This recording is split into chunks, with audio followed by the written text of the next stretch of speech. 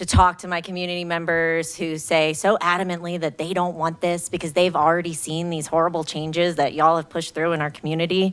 And we have a petition with almost 1,500 signatures. This resolution does not assuage our concerns, and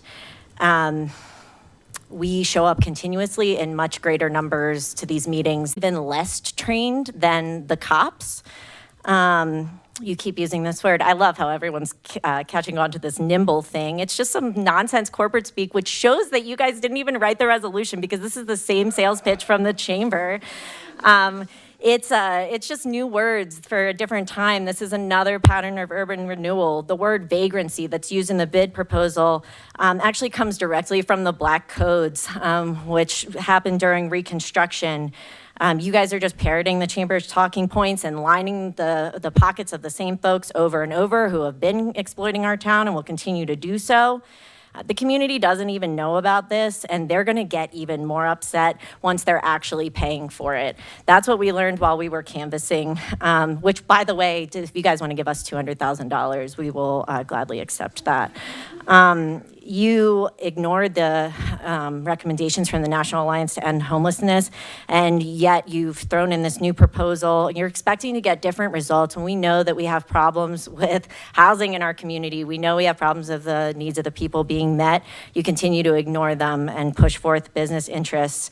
Businesses downtown already are responsible for keeping their storefronts clean, and they don't even understand what this is going to do for them. Say no to this proposal, and we'll keep fighting it even when you say yes to it. Paige Wuzak.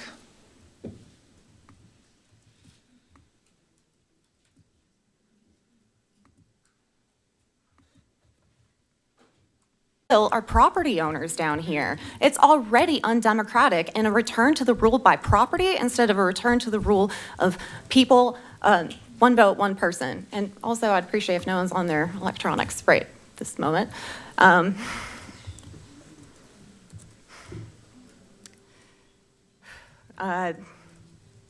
guess I'll see the rest of my time. Thank you. Nicole Lopez.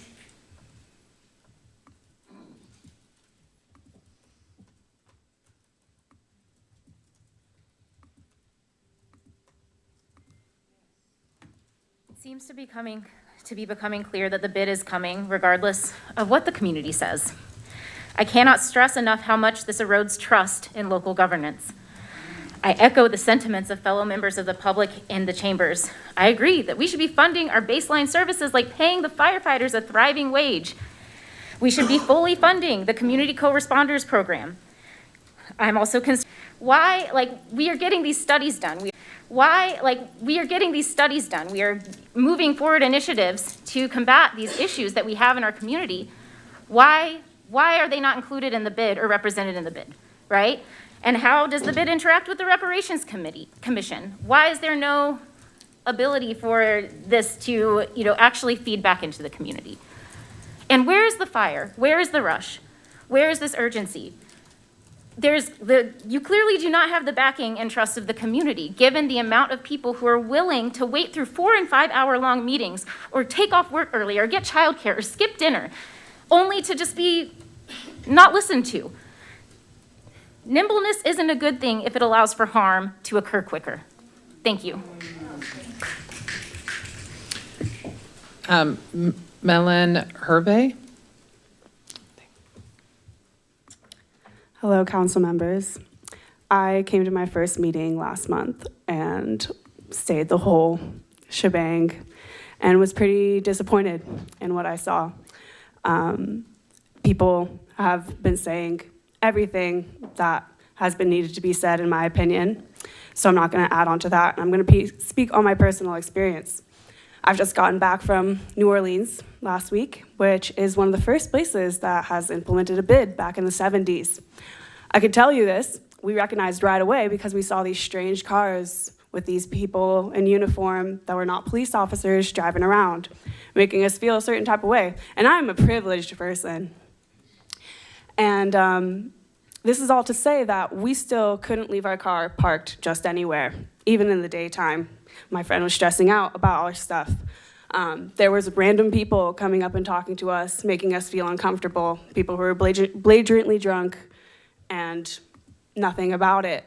So all these things that clean and safe was not seen. This is one of the oldest bids. This is an old city. This is a city with a lot more money than Asheville.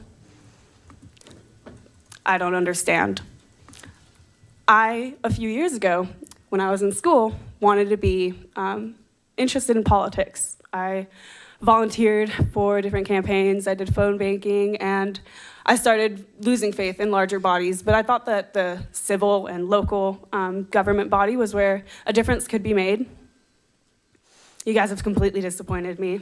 I already stepped away from that a while ago, but now seeing it with my own eyes, seeing like the emotions expressed, the severe backing by our community that we do not want this, I just don't get it. I really don't. And that's all I have to say. Thank you. Paul Howell.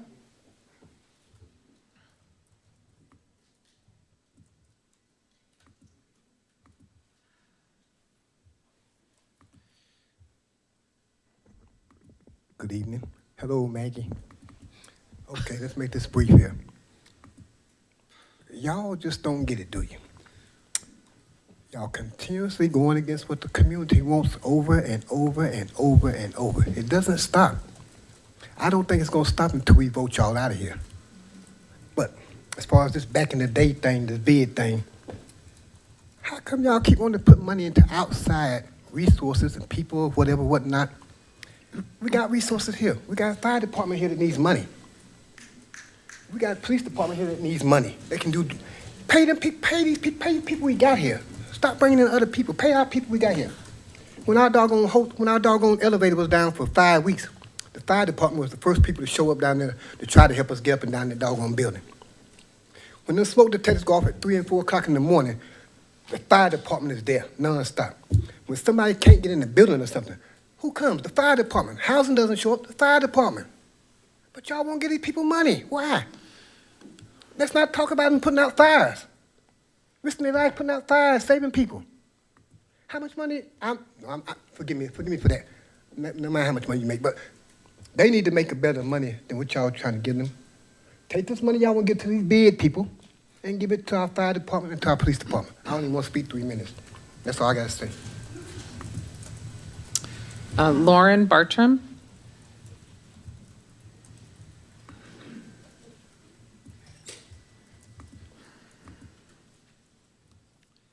Hi, I'm just here to echo everyone else's sentiments, so I don't need to reiterate that, but don't use this money for the bid. Give it to the fire department.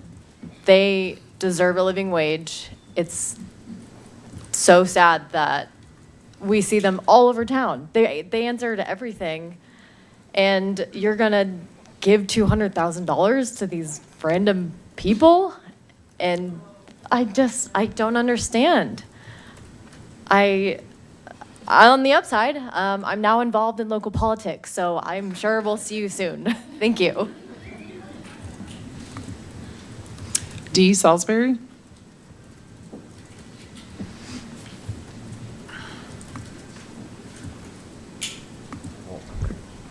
Hello, can you hear me? Yeah. Great, I'm good. All right, hi. Thanks for listening to our public comment. Hope y'all are doing okay.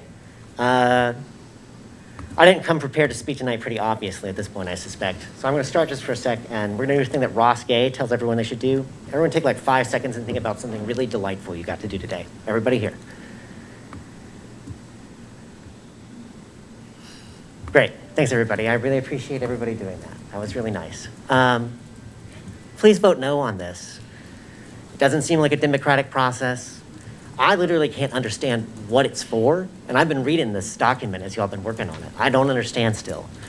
And that means someone should probably explain to me better what it is. And the only people who can try to do that are people who are outside like banging on pots and pans. And I was banging on some pots and pans or having my time, would never do it today. And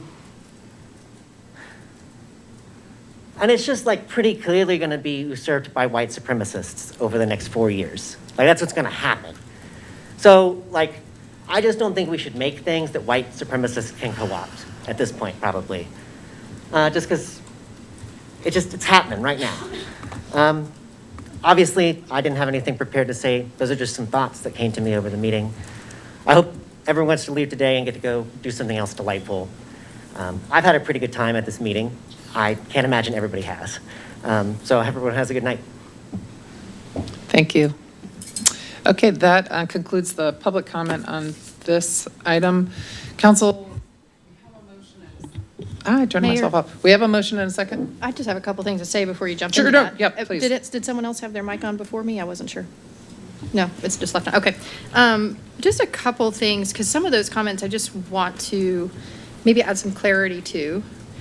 These are going to feel out of order because I just taken notes as comments were being said.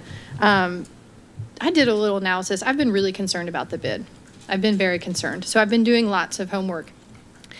I pulled a lot of random businesses from downtown and their tax records to see what the impact would be financially for them. Now, I'm not talking about next year in a reval. I'm just talking about right now, the difference.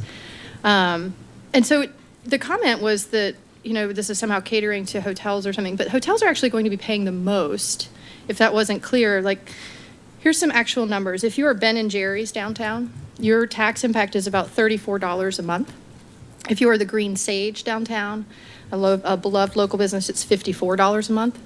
But if you are the Renaissance Hotel, it's $2,650 a month. So this is basically just because of the size of the property and their values. But a lot of our small local businesses are in the smaller storefronts, if you will. So they are proportionally not, it's not the same, is what I guess I'm saying. The hotels are going to be paying in the most. Another thing that came up was the parity. This is something I really was concerned about. Having a balanced bid board of voting members that was balanced between owners and renters. And the first proposal we saw did not have that. And if you haven't had a chance to read the document that's currently drafted, it does have that. It has 7 renters and 7 owners. And the remaining seats are other critical uses like an at-large or a member from the COC. I heard that mentioned as well. How is the COC going to engage with this? Well, they'll have a seat on the board under this proposal. I heard comments about being gaslit or that maybe we didn't hear you, that businesses don't want this. Just to be clear, I have heard from businesses that do not want the bid. I have also heard from many businesses that do want the bid. So I'm not pretending that some of you do not want it. I recognize that. And in fact, some of the independent organizations like the AIR that supports our independent restaurants and brings them together has declared their support for this. So I take that as another sign of some local independent businesses that do support this. There was a talk about a change in the tax rate. I think it was Jonathan Wainscott. And just to be clear, what happened is we thought at first that it was just going to be taxed on property tax, but we have learned by law it has to include personal property tax too. If you're a business downtown, you pay on your equipment as well. So that is the change in the rate that could happen, but it's still the same total estimated $1.2 million a year, just to be clear. I heard lots of support for firefighters in that, which I thought was awesome. And I think if you all stay around long enough, you will find that this council is very supportive of paying its fire department more. And I was reflecting on this earlier today when my first budget vote on this council was in 2021. And the big push was the fight to 15, to get AFD to $15 an hour or $31,200 a year. The level we're at now at this budget discussion tonight is getting them above 50,000. So in 3 years, that's almost double. I'm not saying it's enough to support this community. We have the most expensive housing. I'm not saying it shouldn't be more. I wish we could pay everyone more, and I think others would probably agree with that. But we do have to rationalize it across all staff, and we have some departments that are getting accelerated increases, and we have to weigh it across the entire staff. Lastly, this is a big thing to point out and mattered to me greatly. So this is because of the way it's going to come to council every year. Council, this city council or future city councils will have to vote on their tax rate and their budget. So at any given point, if the bid is not working out as well as we hoped, it could effectively be canceled by any future council.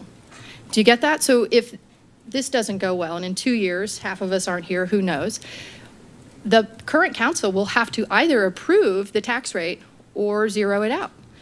effectively canceling it. So I say that because I don't want you all to think this is forever. There is going to be chances to alter this, to improve it, to grow upon it, whatever that may look like. And it may not just be this council that decides that. It will be every future council, every single calendar year. My hope is that we will learn that it is a great benefit. That is my hope. And if it doesn't, we'll have the potential to cancel it. That's all my thoughts.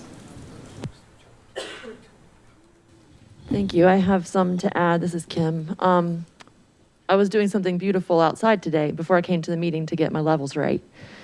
Thank you for bringing that into the room. But resolutions are symbolic, and they're generally not legally binding. They're important tools for stating our community values. This resolution, I was sitting with it today, and it starts as valuing, quote, economic growth, not economic stability, resilience, or equity. This council has committed to centering equity in word and often in action. But I heard parity is the intention of the board's seating. Parity is defined as, quote, the quality or state of being equal or equivalent, end quote. Though better than originally proposed, it seems the intent here is to seat an equal, not equitable board, which is going to make it really difficult for the most impacted people to ensure accountability or make meaningful changes if needed. I'm worried about commercial and residential renters, the disproportionate impact on the part of the historic South Side that the city calls South Slope. Not who has a larger tax bill, but the percentage. I'm talking about the percentage of cash on hand to pay your tax bill.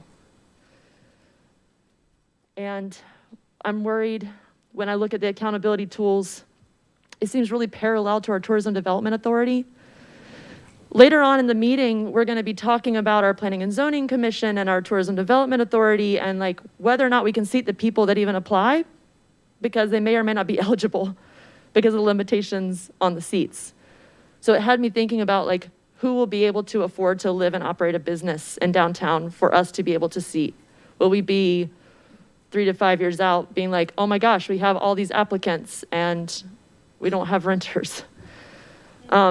So those are some of my main concerns around this resolution, and I'm concerned it doesn't address the issues of accountability and process that this community continues to raise, and I share that concern. So I cede my time. Anyone else have any comments, council members? Okay, we have a motion and a second. All right. All those in favor, please say aye. Aye. Any opposed? No. Do you want us to read? Okay, all those in favor, please raise your hand. All those opposed, please raise your hand. Okay, thank you. Okay, council, we have one other item under the bid, which is the second and final reading of the ordinance number 5078, creating the Downtown Municipal Service District. Do I have a motion to approve?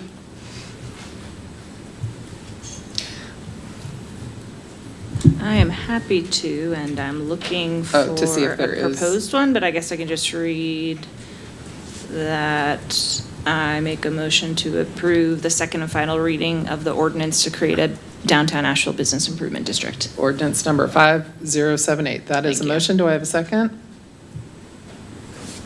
Sandra, I'll second. Thank you.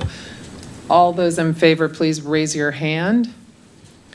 All those opposed, please raise your hand. Thank you. Thank you. All right, council, they are having trouble getting our stream back online here. Really?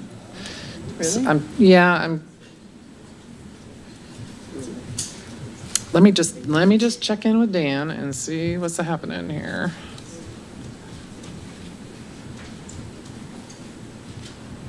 Thank you, Dan. Okay, I'm hearing we're back up. All right. Okay, council, we're going to move. We're going to move to the next item on our agenda. And to our annual budget, and we're going to hear a presentation. And normally tonight, we don't actually hear much of a presentation, but since you guys have been working so hard on this and we've explored so many options, Tony McDowell is back again. And I'm going to kick it over to our manager Deborah Campbell, Sorry. who will kick it to Tony, but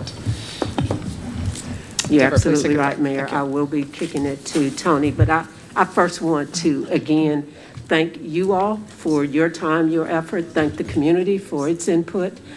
But most, I shouldn't say most importantly, but in addition to, I really want to thank the staff. This has been a pretty arduous, kind of elongated, lot of information, a lot of meetings that we have had with regards to the budget. But I hope that as a result of all of that work, that we will be able to, with these resources, principally improve the lives of people who live, work, and do business in Asheville. And so with that, I will turn it over to Tony. And again, thank you all for the time you've spent on employee compensations. I would be remiss if I didn't say that. So, Tony, take it away. All right. Thank you, Ms. Campbell, and good evening, Mayor and Council. Tony McDowell, Finance Director, and the agenda item is adoption of the FY 24-25 budget. As Ms. Campbell mentioned, we've been working on this for several months. We do want to run through some slides for you all, kind of highlight some of the things that are in the budget, and then I'll turn it back over to you all for discussion and hopefully a vote. So key takeaways tonight, again, staff is seeking council adoption of the fiscal year 2024-25 budget ordinance, and that's for the fiscal year that starts here in a few weeks on July 1st. The fiscal year 2024 revised proposed budget, and it is revised from what the city manager presented back in May, and we'll talk about some of those revisions later in the presentation. It totals about $250 million. It includes funding for continued funding for our central community services in a time of rising costs. It focuses on, as you all know, compensation and benefits. We've had a lot of discussions about that. We do have funding included in the budget ordinance tonight for the 3 staff alternative compensation options that were discussed with you all at the June 6th council agenda briefing. And we do continue strategic utilization of fund balance. As you all know, there was about $7 million included in the proposed budget. That's still there. We're also including a 1 cent property tax rate, and that's to fund the proposed salary adjustments that we discussed with you all. And again, I'll show you all some charts and math on that a little later on. And then finally, just as a reminder, even though there's nothing in the budget you're voting on tonight, but we did want to remind you all about the $80 million November 2024 GO bond. That process is underway. There is capital funding in the budget you're adopting tonight, but this $80 million GO bond, if approved in November, would supplement that, and then you all would approve the budget afterwards. But again, wanted to remind you all of that. We'll be back in a couple weeks to take the next step with you all in that process. So the outline, we're going to talk briefly about the process itself, cover some of the highlights in the budget, talk about some of the ongoing investments in your strategic priorities, some of the new operating investments, and there are limited new investments this year, primarily in our fee-based services. And then we're going to talk about the compensation adjustments I mentioned, and finish off by showing you all a little bit about the CIP and the GO bond. And then again, I'll turn it back over to you all for discussion. So process and priorities, it's been a long process. We've been talking to you all for about 7 months. We had our first work session back in December, and that was on capital. We've had several other work sessions along the way. I've talked to you all at a couple of agenda briefings, as well as your formal meeting on May 14th when we presented the budget, and then the public hearing, which was held at the May 28th meeting. So as always, we like to remind everyone that what guides us through the budget process is you all strategic priorities. This is a list of those priorities for fiscal year 25 that you all talked about and updated at your council retreat earlier this year. We also focus on our guiding principles that we've identified for the budget process. And again, those you all have seen these many times before, but it's making sure as we go through and make budget decisions on our side that we're focused on essential service delivery, which means we're working to ensure departments have the resources they need to meet service delivery expectations. We want to enhance customer value where we can through budget decisions. And again, then back to the principles and priorities that we saw on the previous slide, we want to make sure that we align the budget and the spending with you all's identified priorities, and hopefully that will allow us to achieve community, council, and staff goals. So just some highlights, a few charts, or a few tables, I should say, with numbers in them. This table shows the revised proposed budget that is before you all tonight. It totals across all funds about $250 million. It's about a 4.6% increase over the current year budget. The general fund budget, which is really the one we primarily focus on when we're talking to you all, is at $179 million for next year. That represents about a 4% increase over the current year. Some donut charts to show you all the revenues. Again, it's a $250 million total budget. This is all funds, including the general fund and all the enterprise funds. Property taxes and charges are the largest part of our revenue budget, property taxes being the most important revenue source in the general fund. Charges are the most important, and user fees in the enterprise funds, such as water resources, parking, street cut fund, stormwater fund as well. And then sales taxes, another big component of our budget. Those make up about 16 to 17% of the budget. On the expense side, again, $250 million budget. The biggest part of the budget, as we always point out to you all, is salary and wages and benefits, the costs of people. It's about 56% across all funds, about 60% in the general fund. So again, in this section of the presentation, we want to highlight some of the ongoing investments that are in the budget. As I mentioned earlier, we had limited resources this year to put into to fund new programs or enhanced programs. And so, but there is a lot that's continuing in the budget that was built into prior year budgets, and we continue to fund those in fiscal year 24-25. And so we want to give you all some of those examples here tonight. And again, align these with you all strategic priorities. And I won't read through all of these, but for the equitable and affordable housing and stability, a number of items are continuing to be funded in this year's budget, including the joint city-county property tax mitigation program, which we mentioned, I think, at your agenda briefing last Thursday, as well as our ongoing $500,000 contribution to the Housing Trust Fund. For homelessness strategies, again, a list of some of the things that are included in the budget. I'll highlight us as the Continuum of Care lead agency. There's also continued funding in this budget for the Code Purple and the winter sheltering, as well as the Homeless Strategy Division in the Community and Economic Development Department.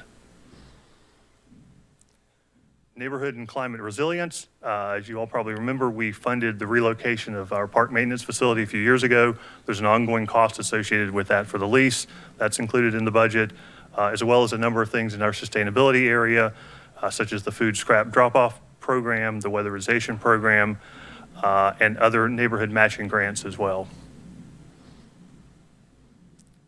Under improve and maintain core services, we obviously have capital funding, and we'll be talking to you all a little bit later on about that, designed to maintain our city infrastructure. We have some software systems that were either funded in this current year or in prior years that we are maintaining and funding the maintenance of those and the ongoing licensing costs through the budget. And then for reimagining public safety, again, a lot of things that we have done over the last few years that are still part of our budget. I'll highlight the 911 Consolidated Operations. That's a contract that we have with the county where we consolidated 911 services a few years ago. We also have continued funding for APD recruitment efforts, additional training, body-worn cameras, and the movement of the noise ordinance and animal control enforcement to our Development Services Department. And then finally, I think this is the last of these slides, yes, on reparations. Again, there's a little over $2 million that was reserved for reparations. Some of that came from the sale of land. That's still there, available in the budget and being spent from. We are also adding an additional $520,200 with this new budget year, and that represents a 2% increase over what's in the current budget, and then continued staffing for the Community Relations Commission as well.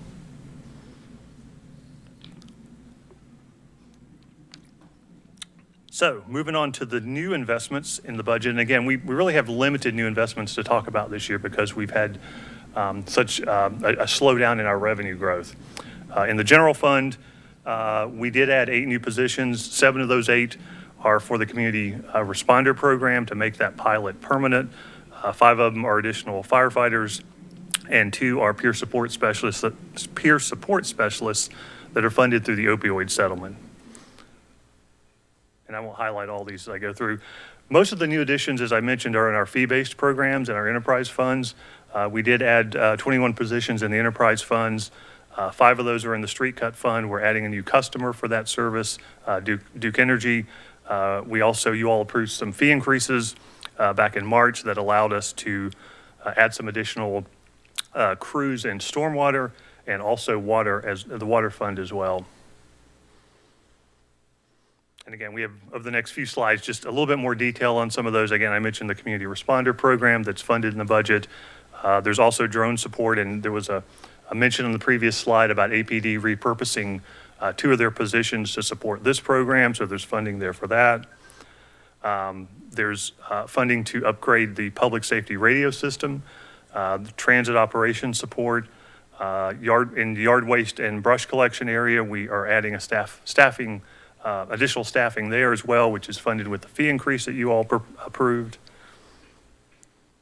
Continuing with the improve and maintain core services, again, I mentioned those crews and stormwater. Also, we have some additional funding to hire folks for development review within stormwater.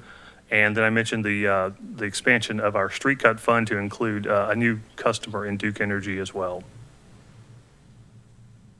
And then lastly, on the water side, we're adding a position to help with capital project management in the water fund.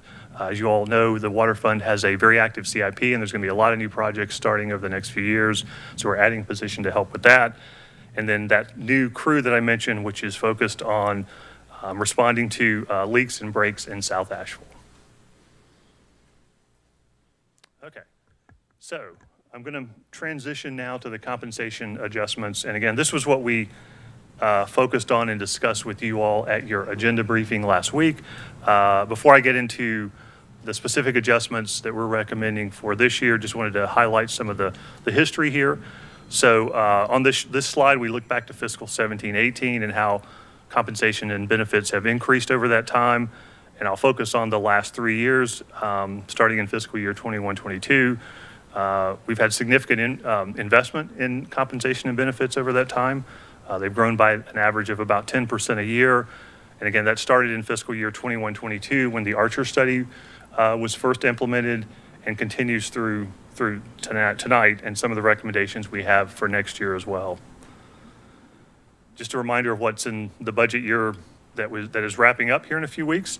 And that included a 5% increase for employees, 6% for APD sworn officers, and it included a number of other items, including the addition of some wellness incentives, certification incentives, both in APD and AFD as well. And that was at a cost of about $6.1 million in the current year budget.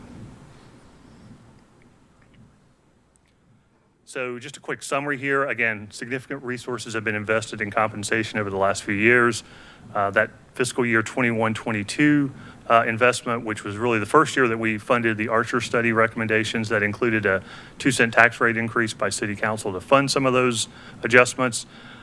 What that has allowed us to do over the last 4 years is make some pretty significant increases to both police officer and firefighter starting pay for those on-shift folks.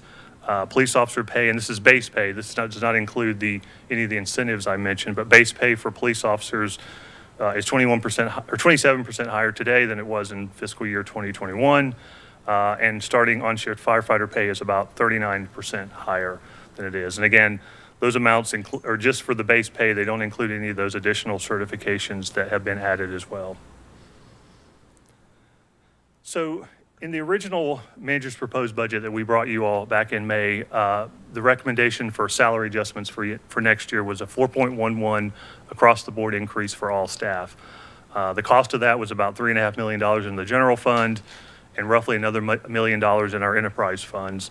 And then we had some additional items as well, primarily related to our benefits, and some of those were, one was the state mandated increase in our retirement contribution. We also had to increase our employer contribution for healthcare. And then finally, a reminder that we are looking at reinstating the retiree health benefit program with a target date of January 2025 to restart a program that would offer retiree health benefits for folks from the time they retire until they reach eligibility for Medicare. So at your agenda briefing last week, we talked about some revised staff compensation options. Following up from that meeting, we did include those in the budget ordinance that you all are considering tonight. So I'll just run through those quickly. The revised option, and there's really three components of this, and I'll start with what we're recommending on the fire pay plan, and that is a flat dollar increase of $4,053 for beginning on-shift firefighters with a 2.5% separation maintained between the steps in the fire plan. So what that means is that will boost the lowest paid on-shift firefighter pay by about 8.8%, bring them up to $50,309, and which will allow us to achieve parity with starting on-shift police officer pay, and I'll show you those numbers here in a moment. It does provide longer tenured employees who are further along in the step plan a slightly larger dollar increase.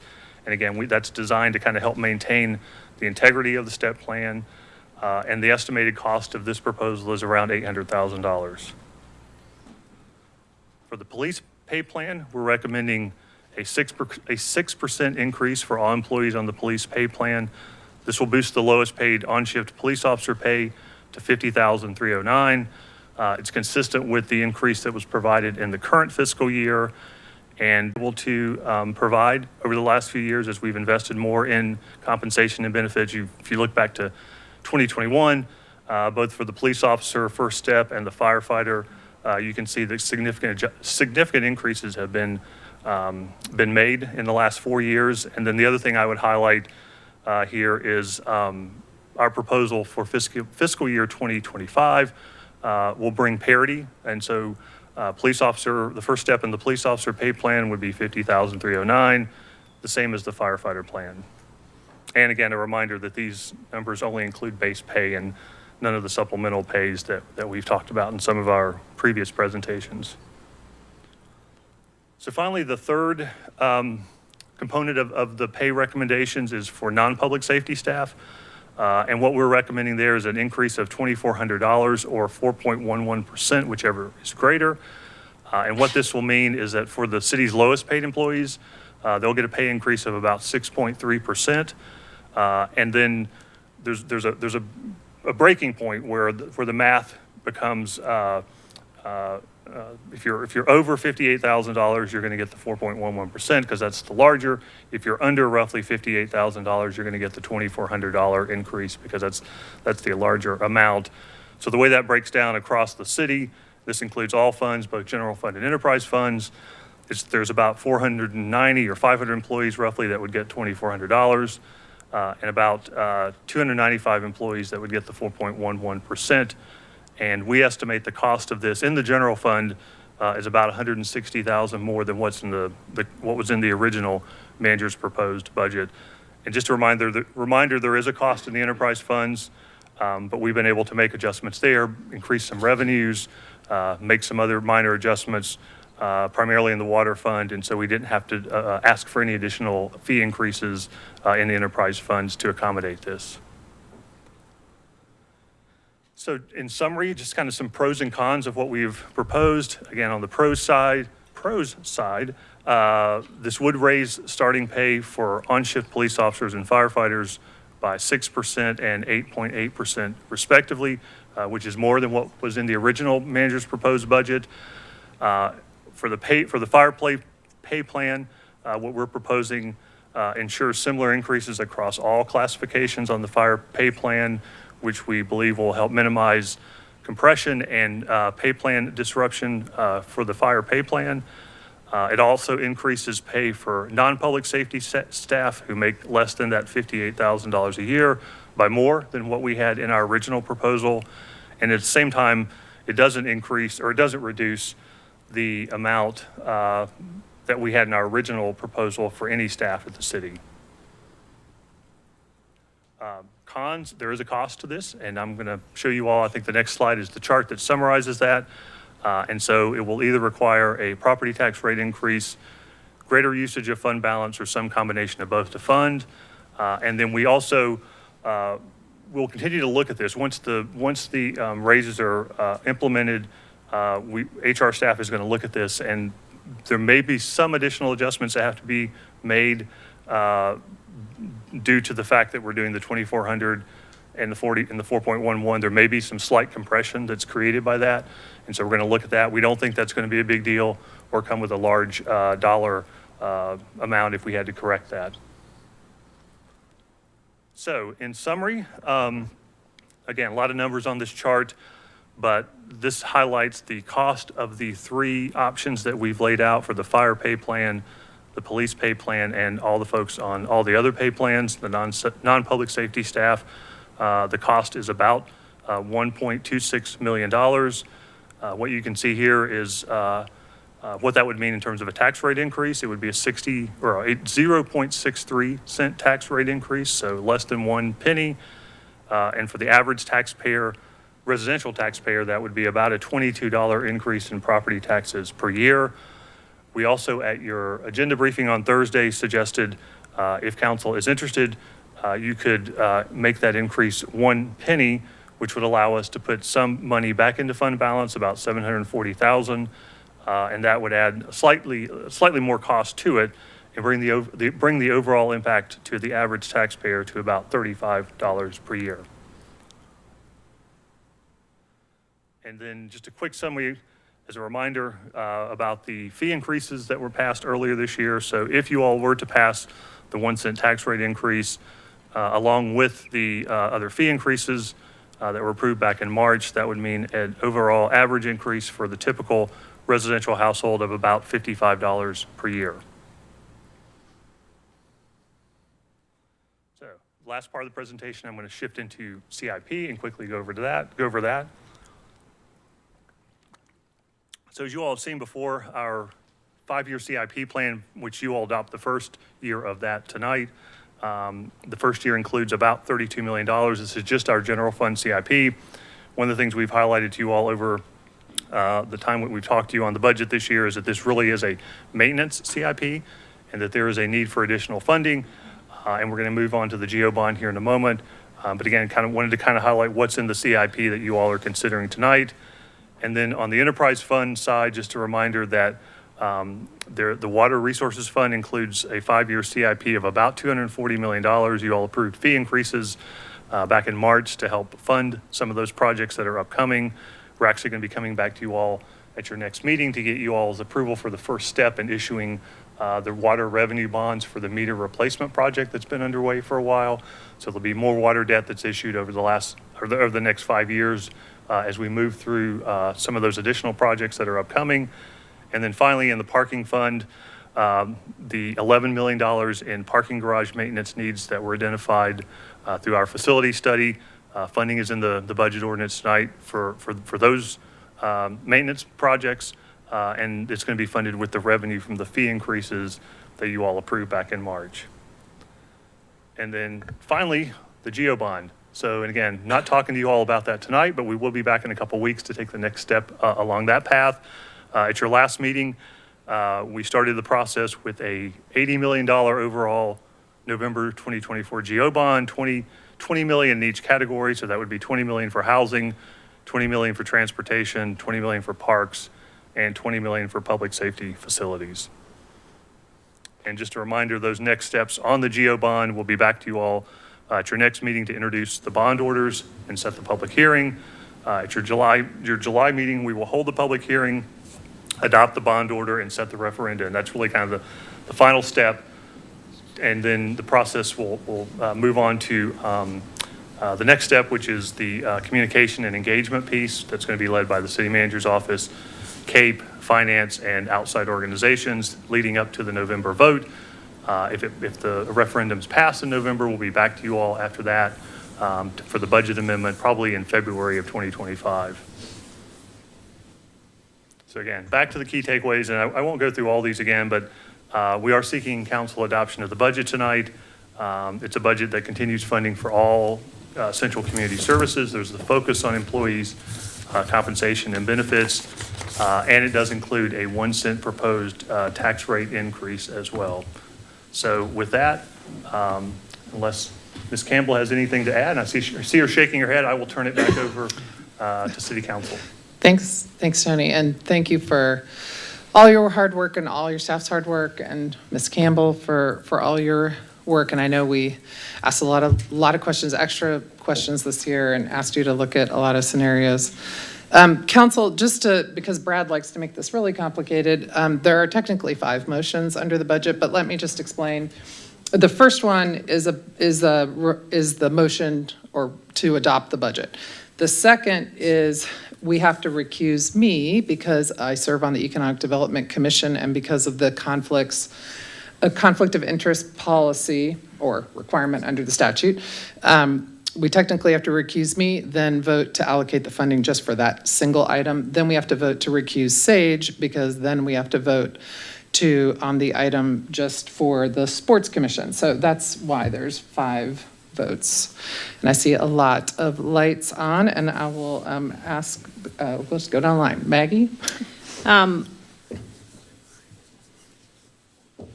I've lost a lot of sleep around this. This is a really hard conversation. The things that I have not lost sleep around are that we need to figure out a way to pay our staff more. That's felt very clear, but it's been hard to figure out how to do, because at the end of the day, if there's no money left in the piggy bank, you have to figure out a way to get more money in the piggy bank. I think that I've seen this council and a lot of community members really getting creative and thinking through what if, what could, how about, what if we tried this? And I think that's a really nice collaborative spirit that I appreciate. I also see that staff who has to really vet any of these ideas to make sure that the numbers actually crunch and that there's credibility and that there aren't errors in the ideas, right? Like, I think y'all have been doing a really good job. I think that the manager's proposed, what do you call it? The revised manager's proposal does a really good job of bringing together a lot of the different values and interests I'm hearing from this council. It brings our fire and police up to over $50,000, which I am ecstatic about. It also ensures that we are not splitting our employees in half by haves and have-nots or low paid and high paid, that we're still looking to increase the wages of all employees, because we really need, it's been over a year since we've had a stormwater manager. I'm concerned about how we're going to address climate change if we don't have that technical engineer position. And we need to be able to compete with Charlotte and with other towns, a transportation department director. So we need to, splitting our employees up and pitting them against each other to put the pennies together just has felt really uncomfortable to me the whole time. And so what I really like here is that the championing that several council members have done on behalf of fire and police, that I'm really grateful to have seen the strong advocacy from my peers, is getting us where we need with our lowest paid workers, and the balance of, we want to also make sure that we can get a good stormwater engineer in place. And so we're not just giving raises to the lowest paid employees. I think that's a very strong proposal from the manager. And then we get to, how are we going to pay for this? And I think the proposal of a very modest tax increase of 1 cent so that we don't dramatically decrease our fund balance feels really balanced to me and is something that I'm in support of. That's where I started losing sleep. It's hard out there. We've all been feeling it in our home budgets, and we do our budget once a year, so it's all hitting us right now. And the city budget and how we support all the services that we all appreciate and that many in this room work in. And I think anytime, this is my first time considering tax increase. This is my first time on council where that's a conversation. It's very difficult. And I feel very, very uncomfortable with going deeply into our fund balance. That could jeopardize our ability to do a bond program, which we've been talking about for a year. That could jeopardize our ability of auditors giving us the credibility we need to borrow the capital to improve our water system, to repair our roads, to build our greenways. And so that is why, I'd love to just go ahead and start and say, I'd like to make a motion to adopt the ordinance that includes adopting the fiscal year 2024-2025 annual budget as proposed by the city manager. So sharing concerns with my Sandra, colleagues second. Okay, around. we have a motion and a second. Just to clarify your motion, was that with the, I'm sorry, was that with the 1 penny? Yes, ma'am. Okay. Thank you. Sorry. I missed that. Councilwoman Romey, comment. Sharing concerns with my colleagues around the number of property taxes, the new bid, the upcoming bonds, the county tax reval, the increase for their budget, fees and charges, and now choosing this one, we don't have to do that. So I appreciate that we have a creative solution to work within our resources to provide a budget this year without a tax increase. I had to sketch this up, so I'm just trying to make sure I heard this right. I'm willing to join colleagues in an alternative budget based on information from our compensation presentation, which we discussed in the agenda briefing. Slide 10, Asheville Fire Department base minimum salary of $53,144 for 2912 scheduled hours for $18.25 an hour pre-overtime. Slide 15, APD base minimum salary of $50,061 for 2080 scheduled hours for $24.07 an hour pre-overtime. And slide 18, provide a flat $2,400 raise for all non-public safety staff for a minimum of $41,920, which is $20.15 an hour. I acknowledge this creates compression issues that need to be a first priority next year. And because we would need to prioritize the budget, I hear willingness from my colleagues to defer the transit study and housing trust fund allocation, with plans to continue work towards partnership with the county on transit funding and services, and to address the housing trust fund with the housing bond funds and the remaining from our general fund balance. I will go ahead and say that had Kim gotten to the mic first with that motion, that would have been one I would have been able to support, because it not only funds public safety, but all of our employees, and it does so without increasing taxes. I do fear that, or I do have considerable concerns about not only going into fund balance, but increasing taxes, and thereby not getting our public safety where they want it to be in the first place. So since the previous motion was made first, I'm going to vote no to a tax increase. And if it does not pass and Councilwoman Roney comes back with that same motion, it is one that I would be able to vote yes to. I have some clarifying questions, perhaps for Councilwoman Roney first. I'm not mathing with you. I'm trying to math. I didn't follow how that equaled no tax increase. And then we have an additional complicating layer of HCD, the Housing and Community Development Committee, of which I chair and two fellow colleagues are on, had a meeting last month that allocated this upcoming budget cycle's $500,000. So that, I think what I heard was there's no tax increase in Councilwoman Roney's idea if we use 500 from the Housing Trust Fund, and I'm flagging that, saying that 500 is not actually available. And then the second thing was to potentially cancel the $300,000 transit study that we recently approved, if I heard that correct. I have other qualms about that because, just for a little background, and I've said this at previous meetings, we are trying to find $1.26 million to get to a place where all of us at this dais agree we want to get with salaries. What's not in these slides is that our transit budget right now is not sustaining itself.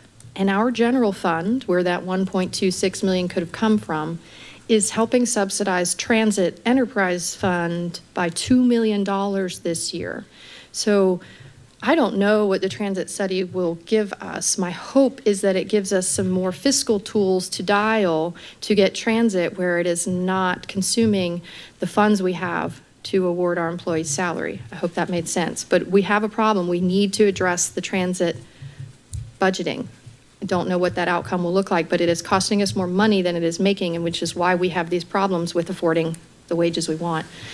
But Councilwoman Roney, can you explain to me quite how you got to no tax? Because that was about $800,000, but I didn't follow that because I was at 1.1 million. So we had the same conversation earlier today, and I realize we're having it again, but one of the things that came up in our conversation is you mentioned speaking with budget staff, and that we're actually expected to come in over in our sales tax revenue. So I hadn't even included that in my conversations in the past 6 months. But I do think that we have the support. We're getting for the- some puzzled looks from Because that's not staff quite about what I that said. What I statement. said was that, actually, when I spoke with Tony, he was projecting that he was worried that this current budget cycle's sales tax projections may fall short, right? No. But what I heard was that, so the way this works, y'all, is we don't always get live data. We don't know how May closed out yet, just like you don't for your business. We won't know our final sales tax and other numbers for several months after we vote on this budget. But what I heard Tony say was that there's a chance that we will outperform our fund balance projections from a year ago. That we may end up with more in our fund balance at the start of this budget than we thought we would. But we won't know that until all those cycles are closed out. That's what I meant. I didn't mean that sales tax was projected to come in higher. What I was saying was, as an individual on this council, I've floated this idea. I don't know that it got much support, but I personally would feel more comfortable taking the risk of hoping our sales tax comes in higher or hoping some of our fees and revenues come in higher to offset what we think is a shortage. I say that because we're talking about using our savings or our fund balance right now. And if we project that we make more and fall short, the solution is to use our fund balance, which we're already doing. So I hope that clarifies. And Kim, I really do want to math with you. I want to figure out this math that gets us all of these increases, doesn't cut things that can't be cut, and still. Well, that's the doesn't problem, cut. is the priorities, the things that can be cut. When I ride the bus here today. I mean, I ride transit every single day. And we've got a lot of work to do to make it better and more reliable. Agreed. I work with the Art-C Coalition. I know there's Better Buses Together folks and transit staff in this room. We have got to work with the county. We have a regional transit study. We have the city's transit study. We want to do another study when what we need to do is get the county to the table. And I think that when I checked in with folks that are transit advocates, what I heard, not unanimously, was that the actual way to get the transit partnership we need is not with the study. That said, if we find that we have enough resources after the sales tax revenue comes in and all the other solutions provided, could I provide something really meaningful that is hard for me to do? I ride the bus. I'm suggesting we delay a transit improvement. That, I'm really serious about us paying our firefighters and working within our means while we use this as a gap to get from where we are to where we need to go, which is living wages for staff. So I just want to jump in and say, I appreciate that. We're creating a budget that has recurring expenses. Salaries are paid year after year after year. If you give someone a pay raise this year, you got to pay it next year. To patch a hole with a one-time study, the money for a one-time study or a one-time grant for a housing project doesn't compute. It doesn't work, and it is, for those of us who went and took government budgeting classes, it is not advised. That is not how you balance a budget. You've got to be able to have a source of revenue that continues year after year. So while shifting one-time monies for something, It's not great. it's not a practice that we should be practicing. And it's one we would have to make up for the following fiscal year when that one-time expense isn't available to cut. And the need to fund personnel still is there. I guess I would love to get to a place where we can do all of these things without a tax increase. And if someone has some ideas that can get us there, I'm absolutely on board with figuring out how. I don't support cutting the transit study for the reasons I just said. The 500,000 mentioned is literally not available. And You're talking about the housing. yeah, for the housing trust fund, because unfortunately, just last month, we allocated it, and we'd have to now undo all that. So I guess I'm just still looking for that answer. And could we possibly get slide 38 up? Can I say something real quick? Because the conversation is not really confusing to me, but it's very tricky. Because I thought we were on the same page at some point, okay? So when we're talking about all these options we have, okay, we can delay the transit study, or maybe sales taxes will overperform. Homeowners don't have those choices. They don't. And if we raise property taxes, it's do or die for some people. And so it's when we're having these conversations, it's really self-serving to me. Because sometimes we do these budgets, sometimes we do well. More than once or twice since I've been on council, we've done well. And I said it before, people are crunched. People are crunched. And I do not want to raise property taxes without pulling all of our guns out. If we can delay the transit study, we know that advocates and people who have been back in transit for a long time are saying, hey, maybe we can wait. Let's not raise property taxes. But Shanika, I what don't- does that, I mean, it's one-time money. Well, it's going to lead to my no vote. I'm not going to So, explain. can you- Because I believe we make a lot of moves, like I said before, when we have options. Maybe people think on this day it's because you probably haven't seen struggle. So You probably haven't, no, listen, you probably haven't seen struggle. You don't know You my, haven't. you don't know my And I history. said probably. You probably haven't seen struggle. But that's And not- sometimes when we do better in life, it's very hard. I'm not going to argue. I'm just going to say no to what you all are proposing because I do believe we have a better chance at recouping than a lot of people who are sitting in that audience who work with us and for us every day. So this year, I will not be voting for this budget.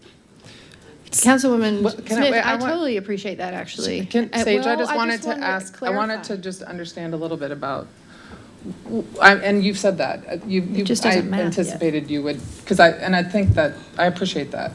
But when you said recouping, tell me what you mean about We have recouping. options, just like COVID. We were singing gloom and doom. We were, and sales taxes overperformed. Hallelujah. So do you? Maybe by chance, something will happen this time around. What I'm saying, in comparison to homeowners, they don't have those type of breaks a lot of times. They don't have those type of breaks. So we're anticipating, okay, we raise taxes today, then other tax increases are gonna come, we know that. And then we have this reval coming. I mean, it can get really detrimental for a lot of people. We don't know where they are today. We don't. So I don't like to really go back and forth much because it really leads to nothing when in the end, we have alternatives, right? We have an alternative motion that could have been made and should have been made that I was totally and completely in support of. If we can delay, if we can cut, if we can hold back, then I would at least vote for some type of, the resolution, the proposal that Deborah submitted. But as of right now, I don't want a property tax increase ahead of a reval. So the issue's not, if I'm understanding it correctly, it's not so much about the pay piece of it. It's how do you pay for it? In other words, you sound supportive of a variation of increases for salaries for employees, whether it's the version that Kim put If there's an forward, option on the table where we don't have to raise property taxes, I'll go for it. And as would But, I, but hold- I'm not hearing that. Yeah, because to be clear, Councilwoman Brony's proposal has a fiscal impact that would require property taxes to be raised unless you want to hedge your bets and hope our numbers come in better. Which is what we talked about yesterday. And I like that idea still. I just want to be clear. I just want to make sure Yeah. that we're all understanding about what the choices are. Right, because I want to get to that same place. And I absolutely respect what you said. And I have absolutely lived at all AMIs. And I just am not mathing there yet. I'm not seeing the math. Because if the 500 is off the table, so you're throwing out the 300, but we have got to close over 1 million. So what's the solution? Is the solution to find more cuts and tell the city manager that's our goal tonight? Because I I'm think with that's you the thing, find cuts. Can we find cuts? right here at the That was my dais. conversation earlier this week. Can we find cuts?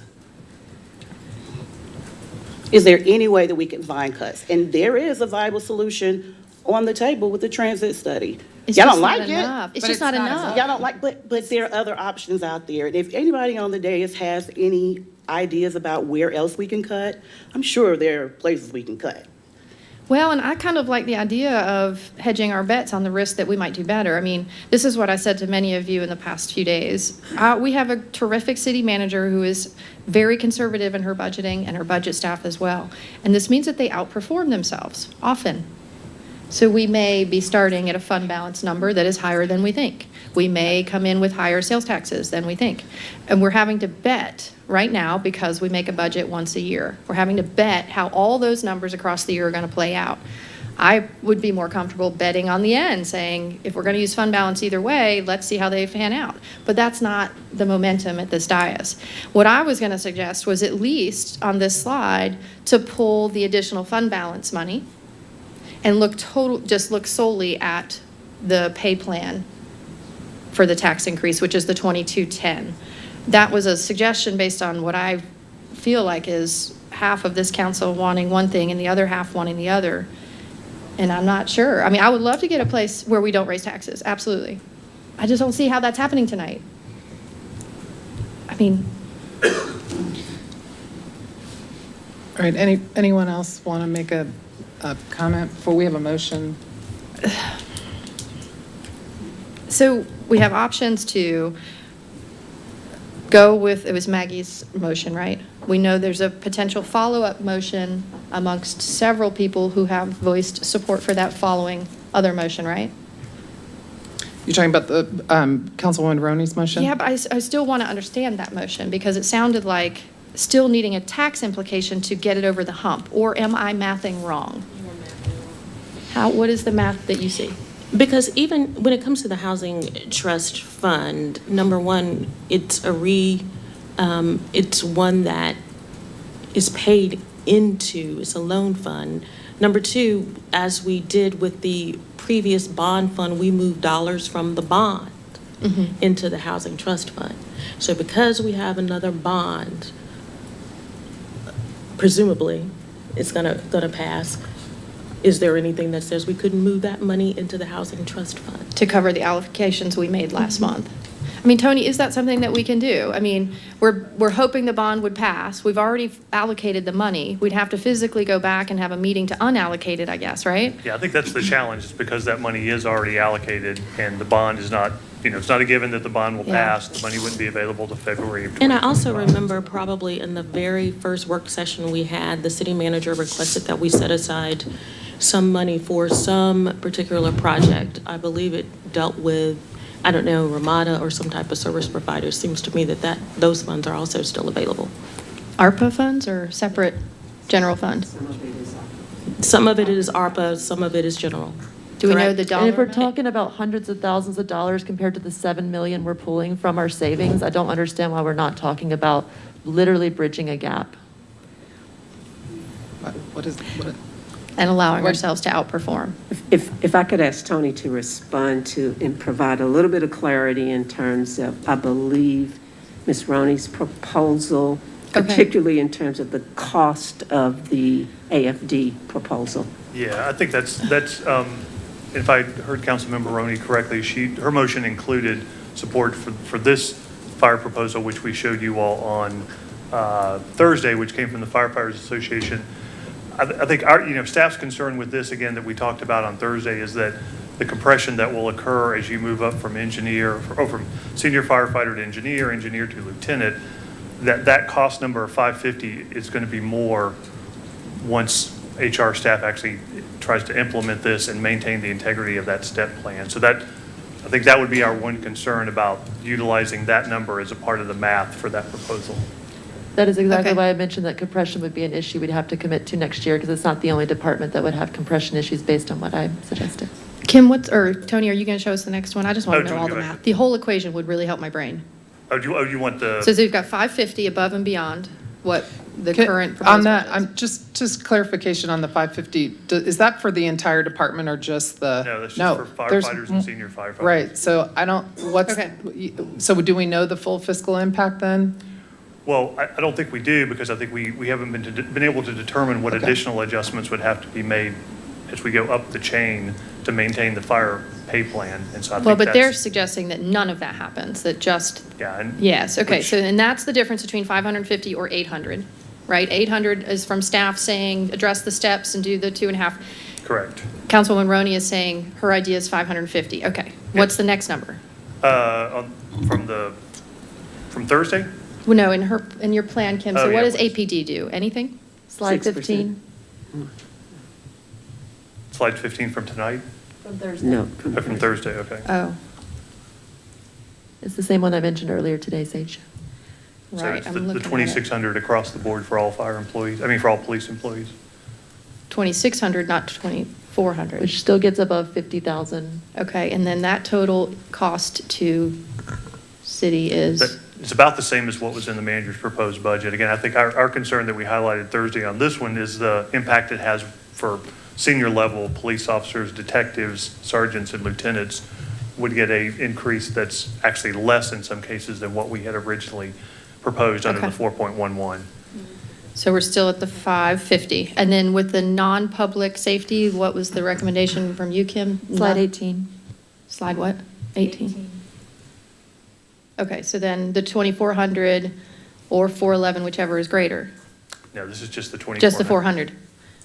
Across Yes. the board, all the way up? Estimated Yes. cost, 100,000 less than what currently proposed in the general fund budget. So then we're at 550 less 100K, so 450 in new dollars for what you're proposing? Correct, minus the transit study of 300,000 is the offer I'm putting on the table since we're negotiating.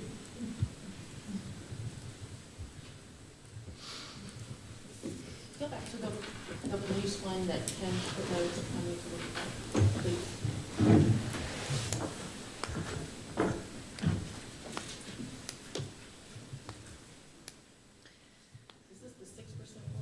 No, this is not the 6% one. So it's not what police Our request. requested, but it is, How much is it with this, how much is that as with the, I'm sorry. With the 6%? That's on slide 16, it's 300,000. 300. So then. The total is 1.1 million that we'd be looking for? yeah, correct. 8 That's- plus 3? That's that number I was saying earlier, Kim, okay. Versus the 1.26. So in both scenarios, there's a tax increase or a cut savings, I'm sorry, I didn't mean to say that, or cutting the transit and $800,000 somewhere else. Did I math that right? Okay. Did, Tony, are you nodding? So, okay, I think I that, mean, that's where I started. Now I just wanna have make some sure I clarity got from that. you, so you're now talking about 10, 16, 18, not 10, 15, 18? Are you referring to slide numbers? Correct. Okay. So you're adding the 300,000 more I was than I just- suggested? That's Because I what was I heard. suggesting that every single department is going to have to help us get to the county tax reval for next year. I'm not sure. I think Councilwoman Mosley brought up the 6%. I did comment that is not what the police department recommended or requested. The 2,600 was not. So we're down to, we've got a tax increase or major cuts. Does anybody feel like we're going to get to consensus on what could be cut tonight? I don't disagree, and I also agree with Councilwoman Smith. If we're going to vote, let's just go ahead and vote and allow the people who want to vote no to vote no.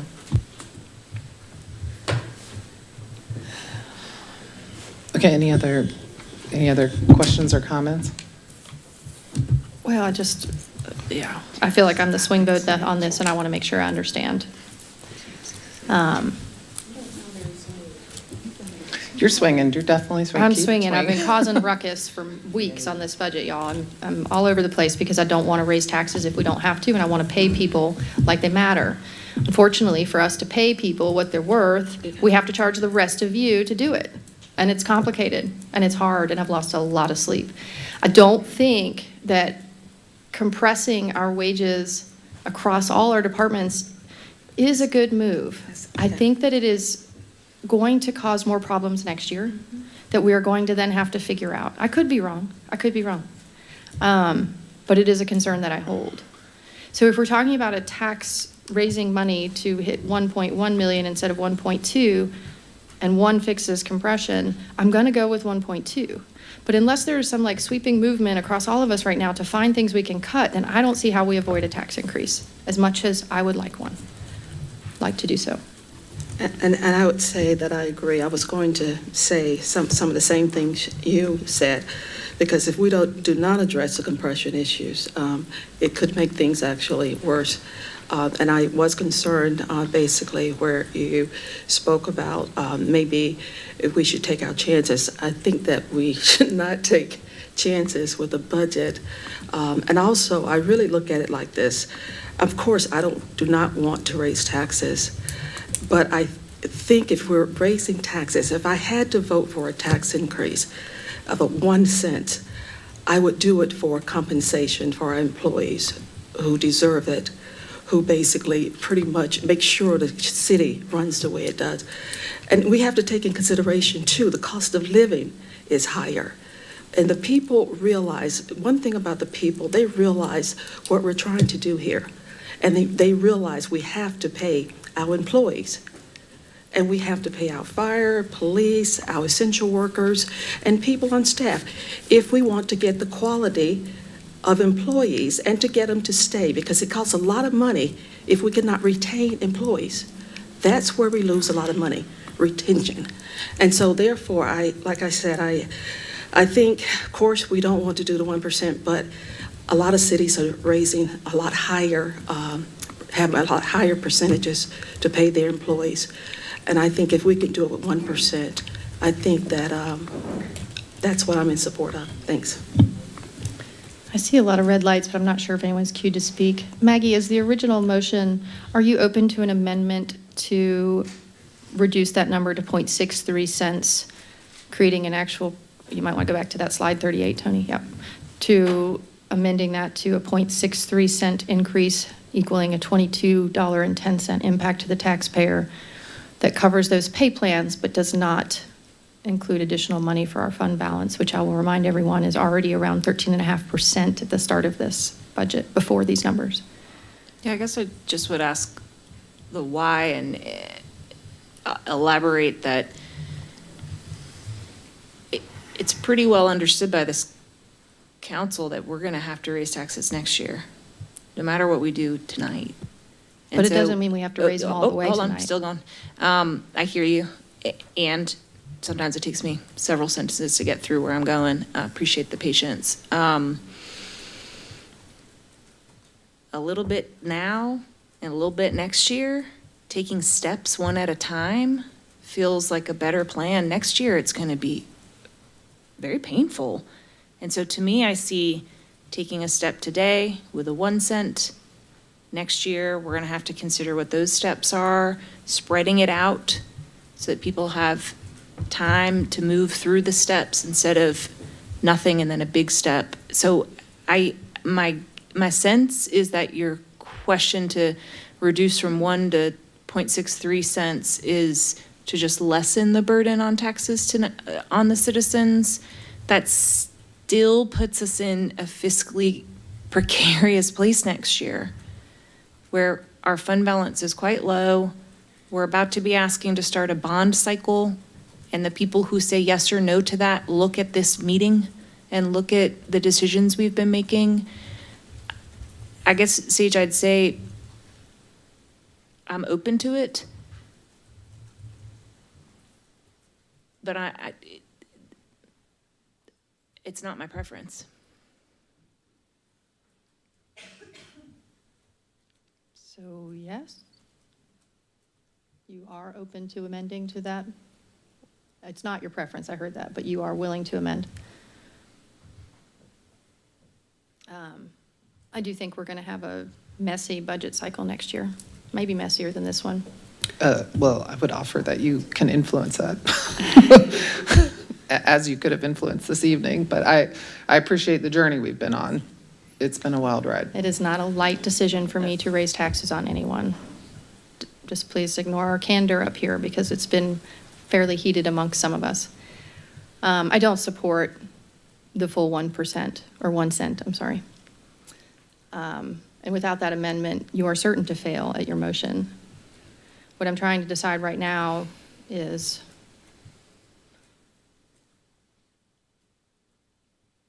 well, let's just amend your motion. Let's amend it. All right, I'll make an amendment to, instead of pursuing a, Or you could just, you'll withdraw your second.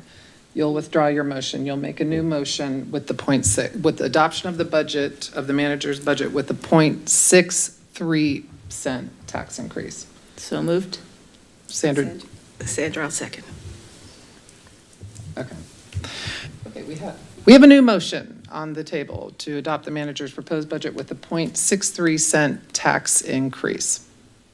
I think we should all be concerned when we have a budget that is split at the dais. But I'm ready to vote. Okay. All those in favor, please raise your hand. All those opposed, please raise your hand. Okay, we have a 4-3 vote, so the budget is adopted. We have 2 small budget items that we have to do now. I need a motion to recuse me from the budget portion concerning the Economic Development Commission. So moved. Second. All right, all those in favor, please say aye. Aye. Any opposed? All right, now someone please make a motion. I make a motion to adopt the third bullet. I make a motion to adopt the fiscal year 2024-2025 budget amendment in the amount of $100,000 in the contribution to nonprofits with which members of council are associated, the Economic Development Coalition. Do we have a second? Second. All those in favor, please say aye. Aye. Any opposed?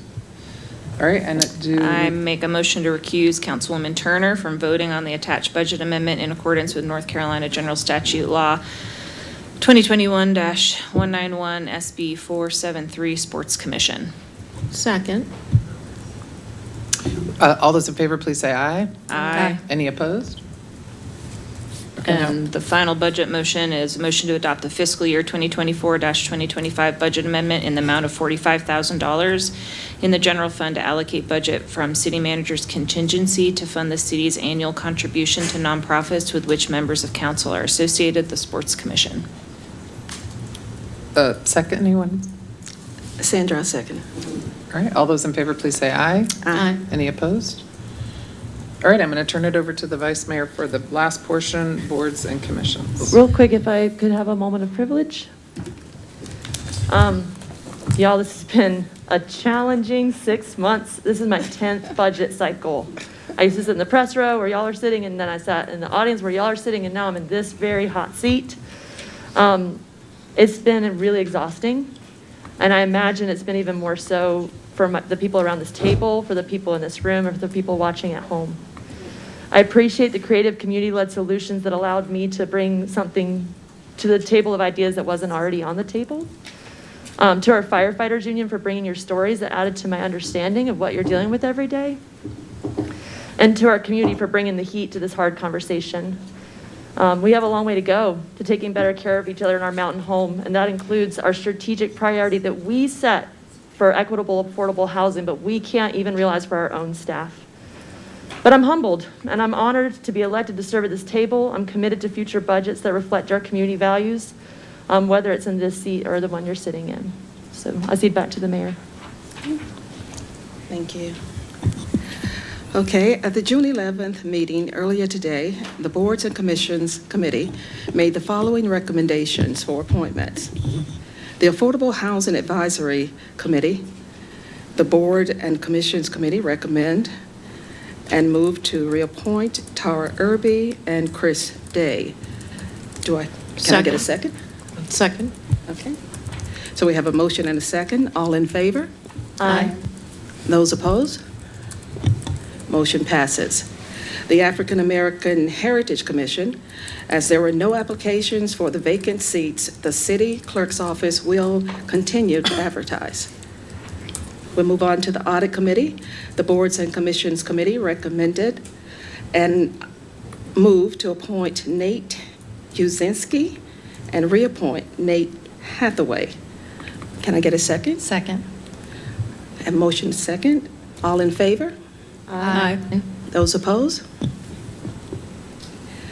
The Boards of Electrical Examiners, the Board and Commissions Committee recommend, and I move to reappoint Russell Thatcher, Rick Sluter, Garrett Twist, and appoint Travis Brooks and Willie Joe Moore III. Kim, second. Thank you, Kim. Have a motion and a second. All in favor? Aye. Those opposed? Motion passes. The Buncombe County Tourism Development Authority, the Boards and Commissions Committee recommended, and I move to reappoint Michael Lussick and Matthew Lehman. I'll second. Thank you. I have a discussion point on that one. Question. Can anyone recall from your meeting if those two seats there's a variety of seats that council can appoint to the TDA, a Yes. pretty important board, but some are heavily restricted, like to very large hotel. Are these very large hotel seats? Yes, these hotels are 101 plus. 101 This is why I plus. brought up at the Boards and Commissions Committee that if we were to get creative and work with the restrictions we have, I wondered if the homestay permits would be enough to eventually seat in one of those. There Because is more one, than- there's a seat for a homestay permit. But there's more than 101 homestay permits. Oh, I see what you Interesting mean. theory. That's clever. I'm open to that in the So future. I'd like to see more neighborhood seats on our Tourism Development Authority because we have neighborhood tourism. Likewise. Okay. I'm sorry, Okay. Council, I didn't get who seconded that. Was it Thank you. Antoinette? Okay, the community entertainment We facility. didn't actually motion or Oh, all in okay, favor? okay, all in favor? Aye. Aye. Those opposed? Okay. The Community Entertainment Facilities Commission, the Boards and Commissions Committee recommend, and I move to reappoint Krista Sinkovic and John Pierce, and to appoint Sean Cummel. Can I get a second? Second. All in favor? Aye. Those opposed? Okay, motion passes.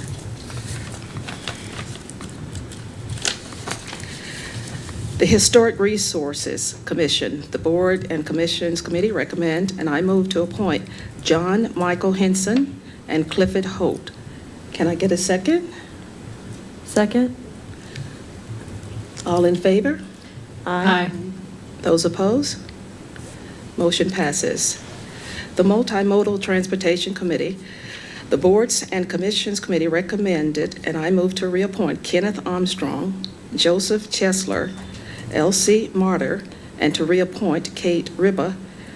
Can I get a second? Second. All in favor? Aye. Those opposed? Motion passes.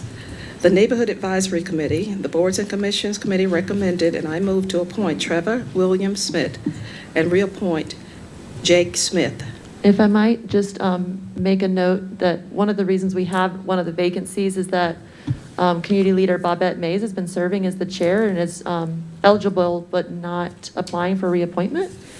She's been an awesome and very active chair, and before that was the vice chair. But with her leadership, we've been able to keep the Neighborhood Advisory Committee going through virtual and a move to in-person meetings and get a lot of work done, including some new neighborhood awareness and awards. Thank you. Can I get a second, or did we get a second on second, that? sure. Okay, thanks, Kim. Of course. All in favor? Aye. Those opposed? Motion passes. The North Advisory Board, the Commissions, Boards and Commissions Committee recommended, and I move to appoint Jay Saunders, Restaurant Industry seat, and Bruce Eichheimer, Acoustic Pro Industry seat. Can I get a second? Sage, second. Ickelheimer. Okay, all in favor? Aye. Are those opposed? Motion passes. The Planning and Zoning Commission, and it was a consensus of the Board and Commissions Committee that we reopened the application for that seat at a deadline of August 5th to reach a deeper candidate pool. And at that time, on August 27th, City Council will determine who to interview with interviews to be held in the afternoon, September 10th, with appointments to be made at the September 10th council meeting. So if I can provide, or maybe ask for some clarity, we're going to skip the interview process at boards and commissions because this full body is going to interview the Yes. planning and zoning Exactly. before our council meeting in September. Yes. Okay, thank you. Okay, so do we need to vote on, okay, great, thank you, Maggie. Okay, now we have the Public Arts and Culture Commission, the Boards and Commissions Committee recommended, and I move to reappoint Katie Cornwell and to appoint Charlie Huguenot. Can I get a second? Second. All in favor? Aye. Those opposed? Okay, motion passes. And that ends our boards and commissions appointments for this evening. Okay, thank you. All right, council, we're going to move to the final portion of our agenda, which is the informal discussion and public comment. We have several people signed up to speak. And the first person signed up to speak is David Moritz, who has 3 people here ceding their time to him. And when I call your name, just raise your hand. Andrea Carver, thank you. Bob Campbell, okay, and Steve Silver, thank you. And Maggie is almost ready to keep the time. Hi, today I'm going to speak about jihad in Africa and how it relates to Israel.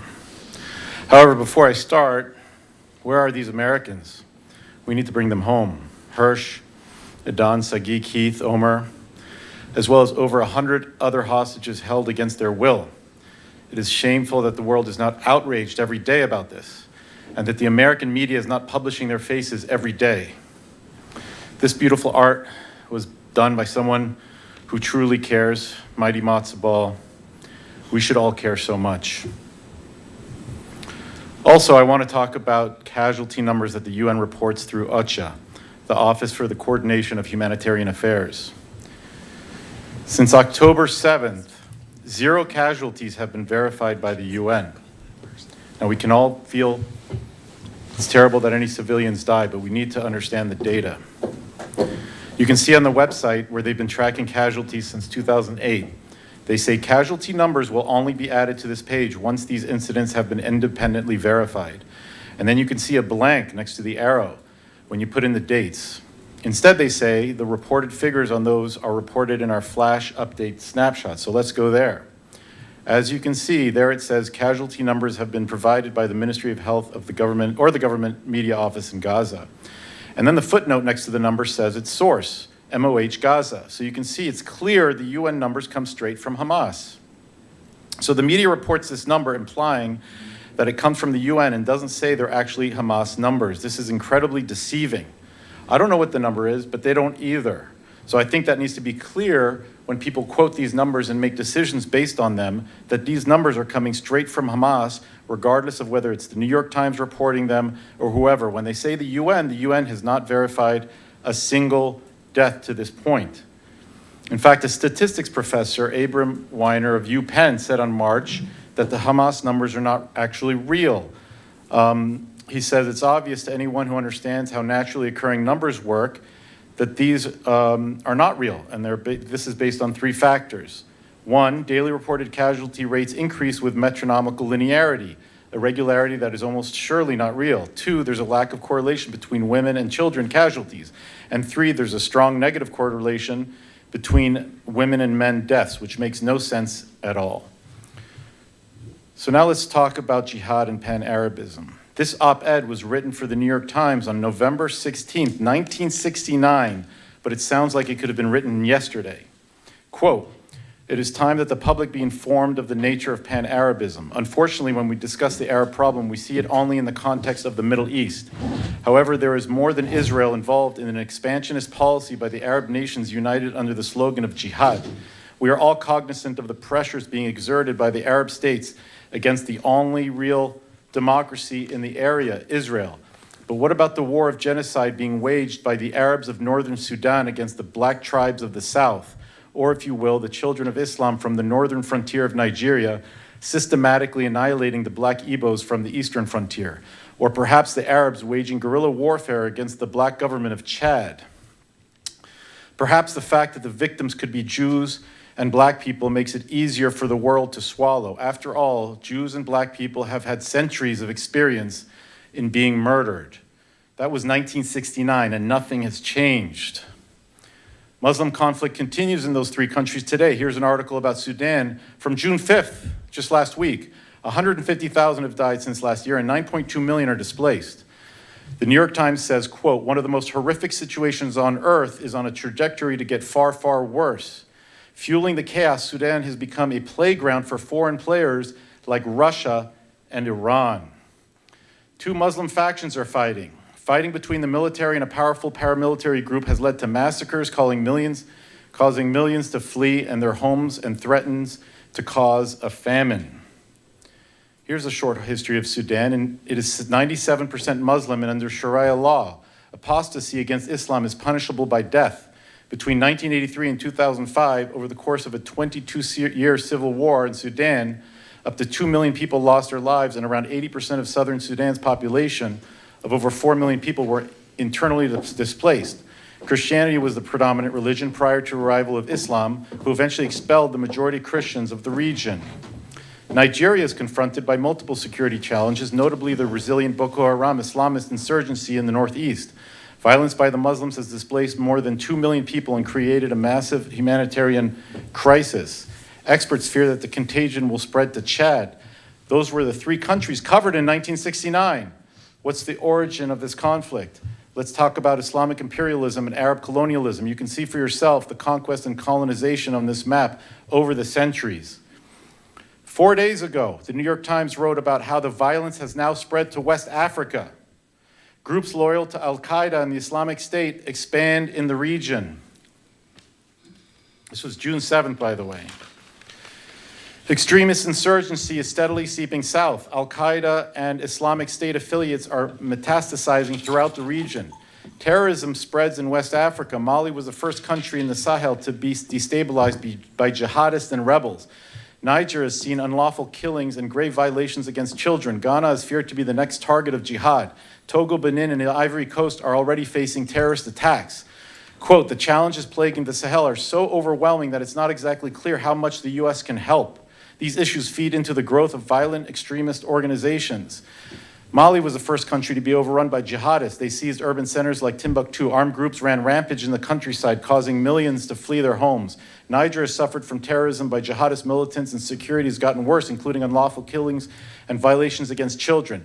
Ghana could be next. The majority of Ghana's 34 million inhabitants are Christian. If Muslim jihadists strike Ghana, it will shake the democracy. This is from the New York Times last week. As far as I know, there is no Palestine in West Africa, so you can't blame that. Togo, Benin, Ivory Coast, terror attacks. They're also suffering from Islamic terrorism. Let's be very clear. In all of these countries, including Israel, Islamic terrorism is the problem. It has nothing to do with land and everything to do with religious extremism. In fact, Hamas has said that themselves. The Palestinian cause is not about land and soil, but it is about faith and belief.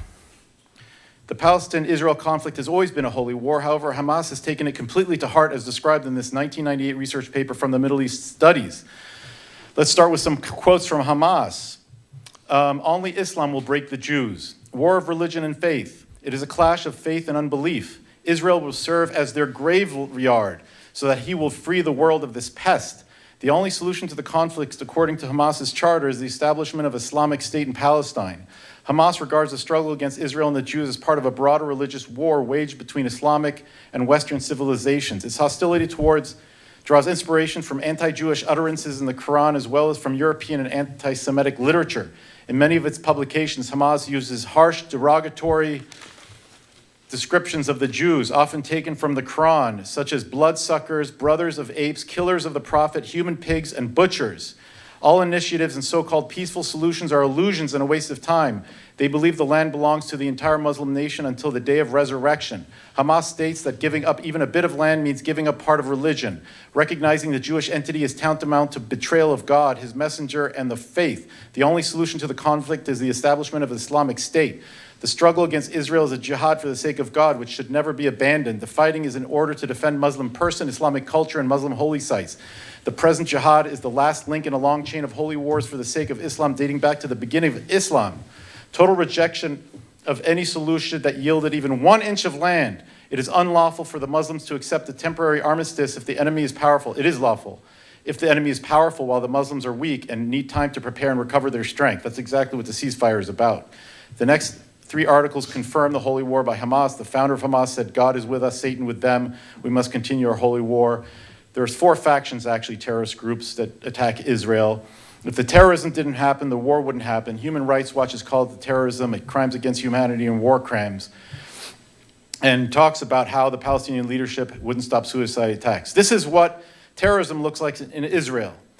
But as I've shown you, it is spreading throughout Africa, including West Africa. As far as I know, there is no Palestine in Africa.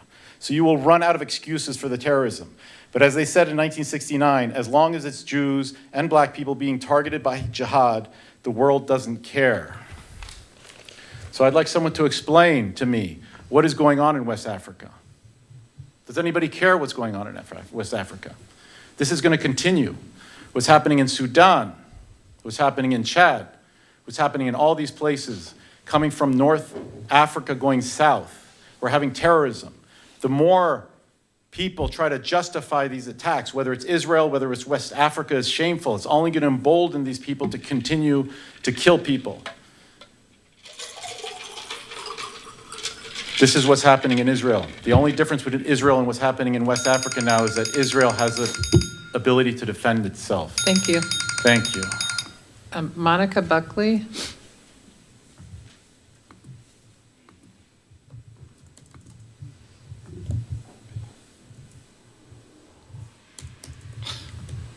Hello, thank you.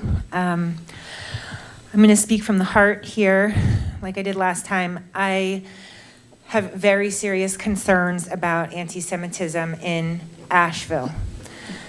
Last weekend, I was denied service at Farm Burger in downtown Asheville.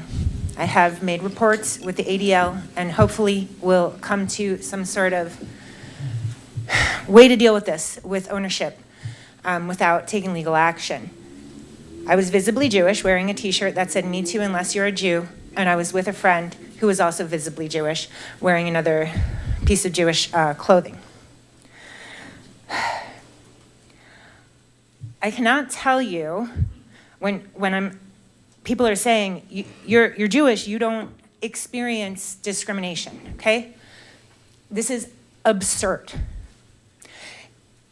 A second group of Jews came in the same day and were also denied service after the employee shouted "Free Palestine" in their face and then went back into the kitchen and refused to serve them. Now, I don't know how anybody could ever think that this is okay.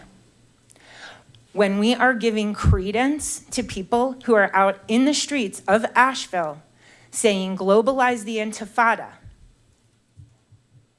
this is a city issue.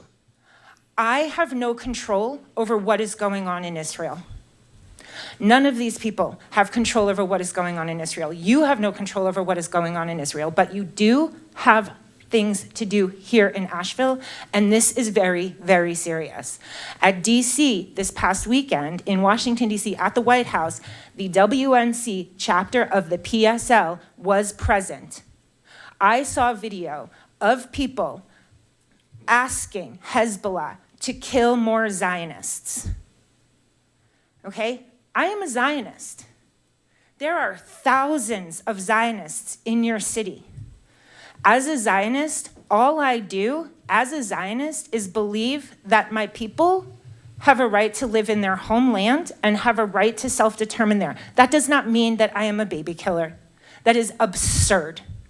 It does not mean that I want to hurt Palestinians. That is absurd. I grew up learning about having compassion for Palestinians. I want to know how many people who are out in these streets shouting for my death have heard hundreds of hours of their Saba, their Safta, their grandparents teaching them about caring about the Palestinians and how we can have peace. The fact that this is even happening right now is not because we woke up one day and decided to hate Palestine. Okay? This is not what is happening in Jews' hearts and homes here, and we do not deserve what we are getting in Asheville. Thank you very much. Paige Wuzak.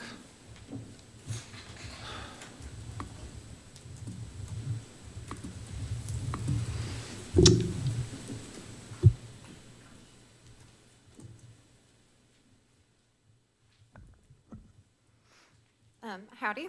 A few months ago, someone gave a presentation that, while it did contain some facts, they were missing a lot of context. And I think by comparing some of the things said with what if you said this about Native Americans helps illustrate how invalid these points had been. So one point was that some land had been sold by Palestinians to Zionist Jews before the establishment of the State of Israel. And Native Americans also engaged in land sales to European colonists. But we still know that a genocide and a dispossession of land happened to the Native Americans. It was said, well, there was all this violence that happened before 1948, and how could we possibly attribute this violence to anything other than just pure anti-Semitism if Israel didn't exist yet? But the United States only formed in 1773 officially, and yet the dispossession of the Native Americans from their land over here started centuries before then, and violence did too. And then also, it's been brought up multiple times that there are still Palestinians living in Israel, but there are still Native Americans living here. We do not deny their genocide or the fact that they have been systematically prevented from achieving the same things as European colonizers have. So, all of these points, I think it really shows that these are things that should not be taken seriously, and that it's a shame that there is even any demand for a response to such foolishness. And furthermore, even if every single Palestinian actually were a vicious anti-Semite, I don't think that that can justify the execution of these folks. I'm a queer woman. I have heard people say that they want the death of every single queer person. I have heard that said, and yet I do not call for their execution. I do not call for their spouses to be murdered. I do not call for their children to be murdered. I do not call for their houses to be bombed. Sometimes people just have to deal with the fact that some people will say really messed up things. Sorry, I almost cussed. I do also want to say that I care about injustice all around the world, but I have a special responsibility to act on injustices being carried out by my own government, while there are many, many other injustices going on that are not directly tied to what my government spends its money on. Thank you. Thank you. Anthony Mejia. Thank you. So first, you're very lucky I didn't speak at the BID thing. I didn't get a chance. Otherwise, I would have mentioned that I worked for private security, and it's a pretty big crap show. And also that right now in Asheville, you have a security company that is armed in a building and is not qualified to have weapons in the state of North Carolina. I thought you should know. Now to my speech. My name is Anthony Mejia. I'm the son of 2 immigrants and a veteran. I am here to stand in solidarity with the Palestinian people. Many here on this council wonder as to why many of us come out for this. It's when it so clearly doesn't affect us. I can only speak for myself. I am disappointed. 20 years ago, this country was viciously attacked and 3,000 Americans died. We were scared, we were bleeding, and we were angry. And instead of reflecting on our place in our world, we waged 2 20-year-long wars that killed 7,000 of my fellow service members, that killed 400,000 civilians, that forced tens of thousands of veterans into suicide. And 20 years later, we've learned nothing. Those 2 countries are in ruins. 2 generations, my generations, are damaged. And we're making the same mistakes again. We are damning an entire country, an entire people, as terrorists, as criminals. We were afraid 20 years ago, and we cast an entire people as enemies because of their pigment and because of the way they spoke, and even persecuted them here. And I was a part of it. And you will not stand up and say you are a part of it now. Both my parents were legal immigrants. They earned their citizenship because of my service. And I feel so strongly about this because I know the same contractors who put cameras on the wall in Gaza put the same cameras on the wall on the border in the south. And I know it's only a matter of time before they pair guns to those cameras too. And then I have to wonder what's going to happen to my family. I have to wonder if you're going to stand up for my family because they don't share your pigments. And then I have to wonder if you even care about my service if I am here telling you what I think, what I believe, and what I think you're doing is wrong because I have seen it before and we are doing it again. I don't believe you when you say you respect the veterans' voice. I don't believe you when you say you're listening. Because if you did, you'd have the decency to reflect on yourselves and what is happening here today. I enlisted at the age of 17, and I can only imagine in a few years some other 17-year-old boy will enlist for some other fight he doesn't understand, getting ready to call a whole nother set of casualties terrorists, and I hope by then you're able to reflect on what that means and the lives of those people. Thank you. Jonathan Wainscott.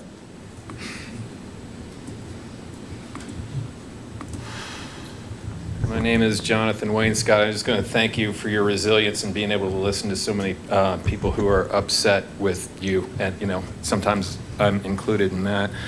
I would like to reflect on the discussion on the budget. I know that we're not really supposed to, but considering all of the discussion that you have, maybe another hour of conversation in the community would have been appropriate.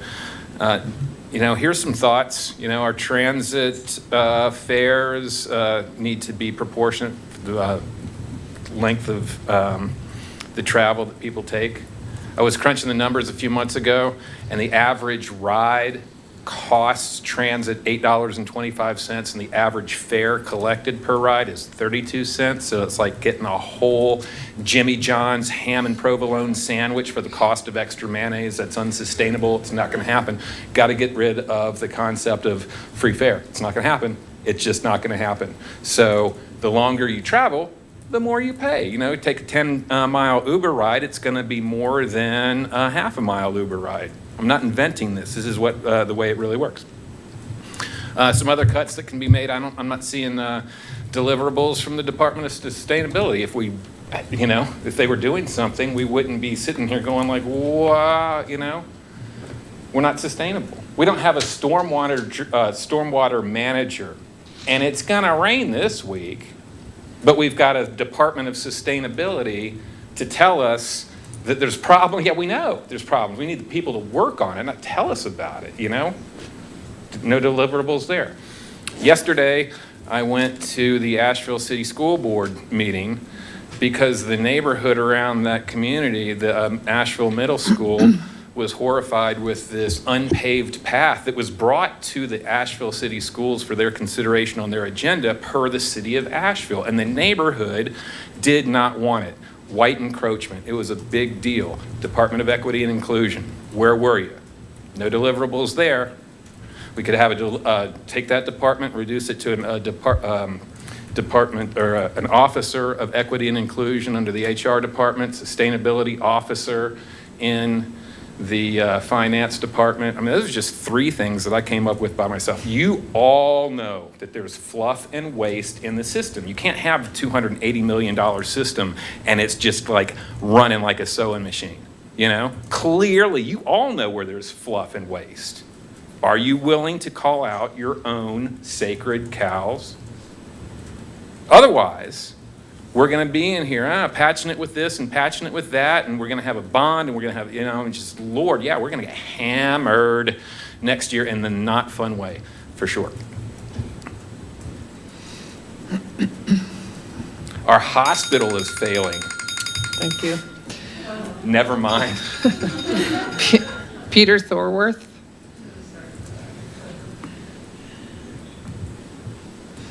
Peter Thorworth. Nina Tovish.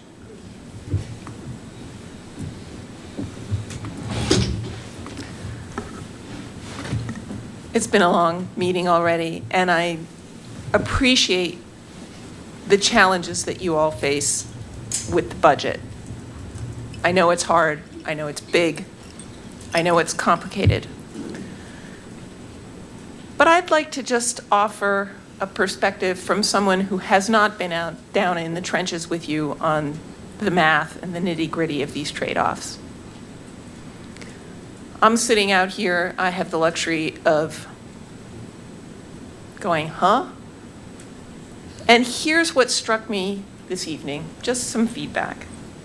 We have, I probably could thumb through the screen here and find it, but it's over $250 million budget, right? And I heard a whole lot of discussion about moving the needle $1 million out of that $250 million. That's less than 0.5% of the budget.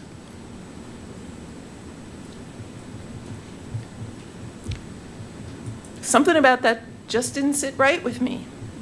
We're talking about less than 0.5% of the budget to make sure that the people who do the most difficult, the most dangerous work amongst our employees get paid decently so they stick around and keep serving their community.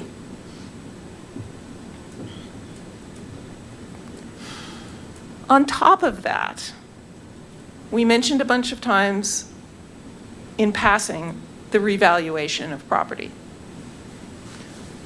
Y'all know that property values in this town have gone up dramatically over the last 5 years. I looked it up quickly, I Googled it. The numbers may not be exact, but the increase in average property values in this area has been on the order of 10% annually. Okay? When those new whether or not you raise taxes, the millage rate, when those new valuations hit and people find themselves paying taxes on property that has appreciated 30% or more, you're going to have a whole lot more revenue coming into the coffers. Has that been factored into the? Just to clarify, we have to offer a revenue neutral value when the revaluation occurs. I just want to make sure that's clear because I don't want misinformation, but I normally wouldn't interrupt a public comment, so sorry. My point here is that when you're planning for what people are going to experience at the hit to their pocketbook, it's important to take account what the big picture looks like to the people in the audience. Thank you for your consideration. Thank you. I'm sorry for interrupting you, Nina. Tommy Lauder.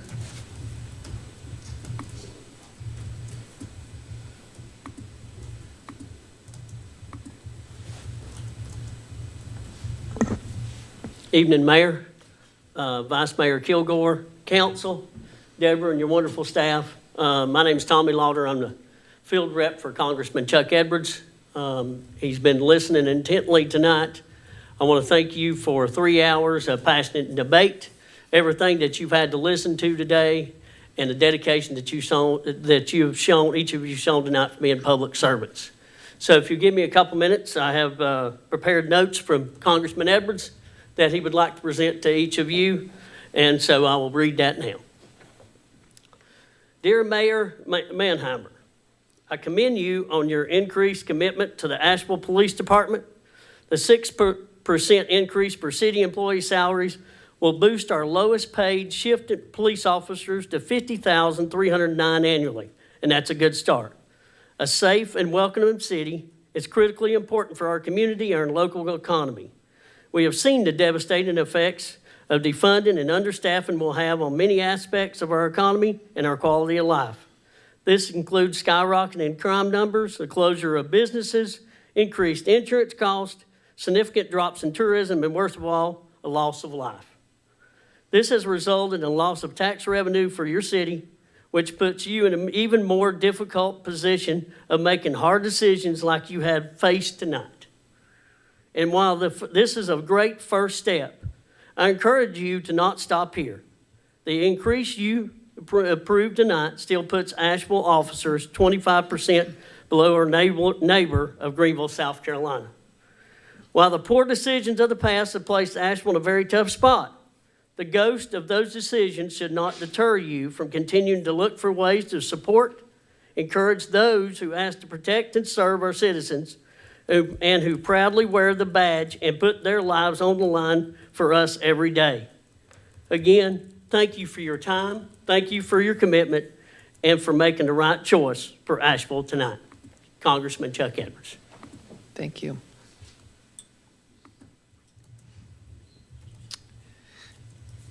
Thank you. Nicole Lopez.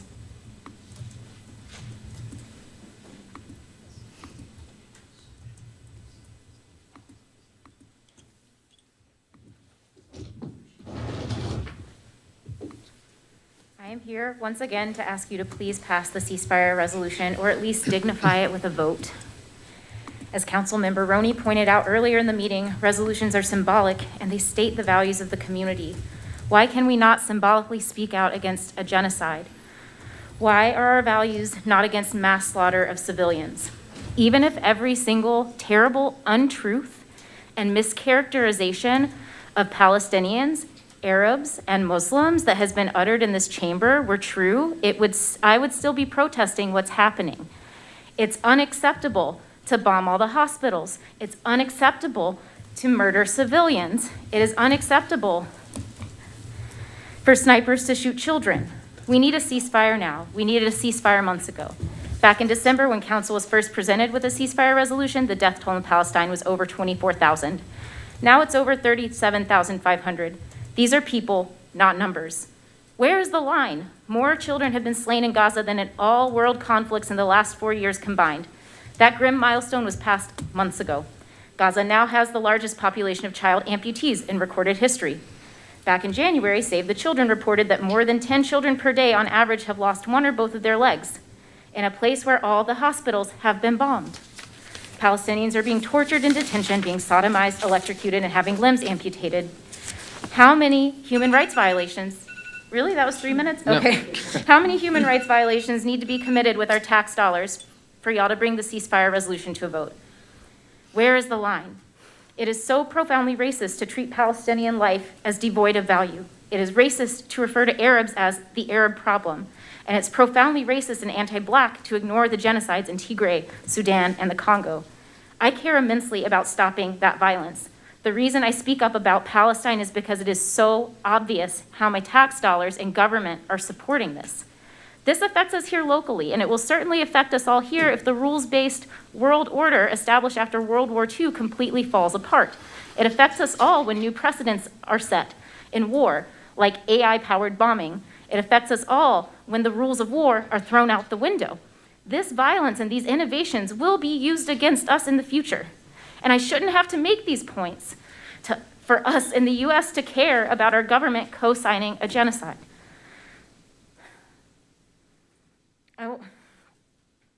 You don't have to be anti-Israel to be against what the nation of Israel is doing and against what the government of Israel is doing.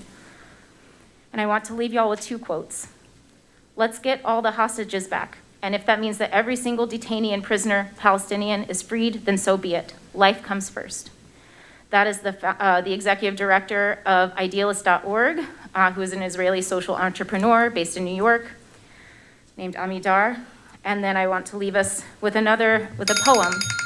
If there's no one to count the dead, do they not count? Thank you. By Yaka. Robert Robinson? Thank you. You got the 3 minutes. Okay.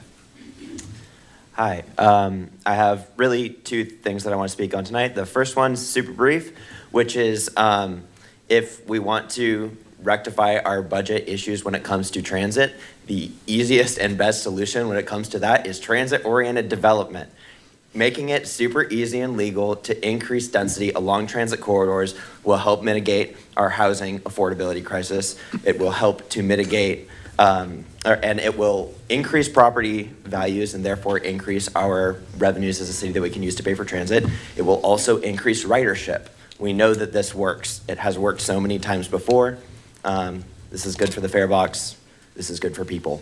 So that's my recommendation. Outside of that, the Haywood Road resurfacing. I want to speak strongly in favor of investing a very small amount of our city resources into making our busiest pedestrian and bicycle corridor safer. The present plans as presented on the engineering drawings, I want to focus on this one specific element right now, show lanes up to 15 feet wide on Haywood Road in the center of that corridor. An interstate traffic standard travel lane is 12 feet wide. We know that the design impacts the speed that people drive, more so even than the speed limit. So when people drive fast and dangerous speeds on Haywood Road because they have a 15-foot lane, we will know why. It's because of a design failure. So I'm strongly in favor of narrowing our car traffic lanes down to 10 feet using thermoplastic strips in order to keep safety in order to improve safety as a priority for our street that quite literally carries more bicycles and pedestrians than any other street in the entire city. So please put some energy towards improving Haywood Road. These are low cost improvements that will actually help directly improve the safety of people who are just trying to get around our city. So that's my public comment. Thank you. Rachel Stark?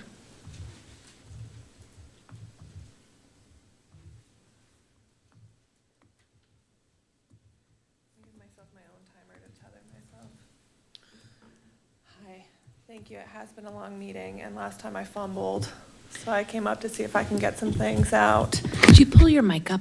I really Yeah, want to of hear what you course. have to say. Thank you. Thank you.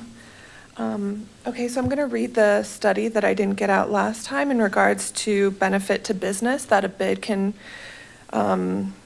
purportedly encourage. The report by Stacy Sutton did an examining bids in New York on retail performance to comparable areas of New York with no bid that were matched with similar characteristics.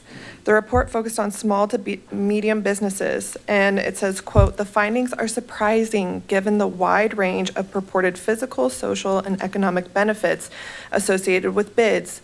She goes on to specify that independent retailers experienced a significant decline in sales and employment. I just wanted to get that one out. I do very much appreciate now seeing the grappling that's been going on in the budget, and I needed to hear y'all. I needed to feel you stand for Asheville and people who are not of the haves. And what is happening time and again, and has happened for years, is that y'all claim it's a democratic process. But those who have the most money have the loudest voices to y'all, it seems. And so when there are hours of citizens who come in and say, no, no, no, okay, maybe you want to pass a bid, you passed it, you wrote a resolution. So much of that is about intention. We have these intentions, but we're begging you, show us how you stand with the intentions. What you're showing us is that you move with Chamber of Commerce. What you're showing us is that you value the people who have the most money, that those are the stakeholders that you consider. You claim this is a democratic process, and it shows poor form and poor faith. We're not done.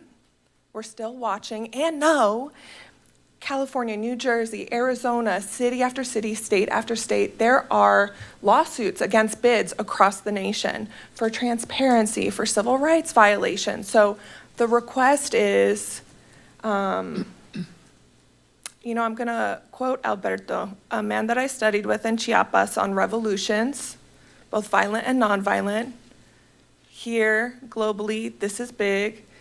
And he said, to conceptualize, maybe progress isn't just a train endlessly going on a rail. Economic growth. We're struggling with economic sustainability. But maybe it's a handbrake to allow things to disperse, to allow us to take time. And I'm going to encourage and appreciate the ways that y'all take time to show us that you're listening. Please continue to do so. Thank you. Thank you. Tim Watkins?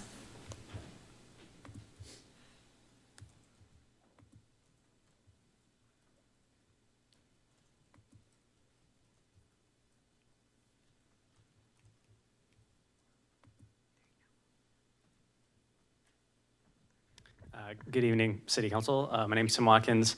I'm here to talk about the Strong Towns Asheville Haywood Road resurfacing recommendations. Strong Towns Asheville is the local chapter of the nationwide organization Strong Towns that's dedicated to advocating for resilient, safe, and prosperous communities. We have 5 recommendations, but before I get to those, I want to acknowledge that there are many groups, including business, like the WABA Business Association, neighborhood associations, Mountain True, and others that have been working on this project for years. And we are in communication with those groups, and we have the full support of some of them, including Mountain True. And we continue to have conversations, and we hope to meet with them in the future. Tonight, I'm going to be talking about the first one, surface-treated and decorative crosswalks.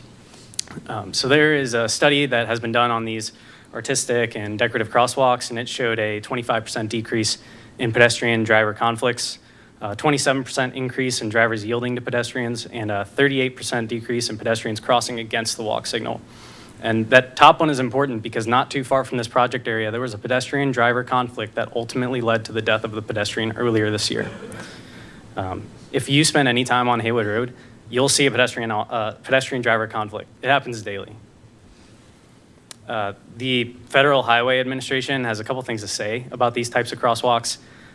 Basically that these types of crosswalks are, they read to driver. Let me ask you a as- question. Do you have people that will cede time? Do you guys see there's a bunch of Haywood Road resurfacing folks so that you We're can on have? different topics. We're on different things. Was that 3 minutes? Yes, yeah. Wait, what's happening? Okay. Okay, all right, so sorry. We will give you your full time. So I don't have that much longer. it's okay. All right, sorry. I wanted to make sure you got through. All right, Yeah. please.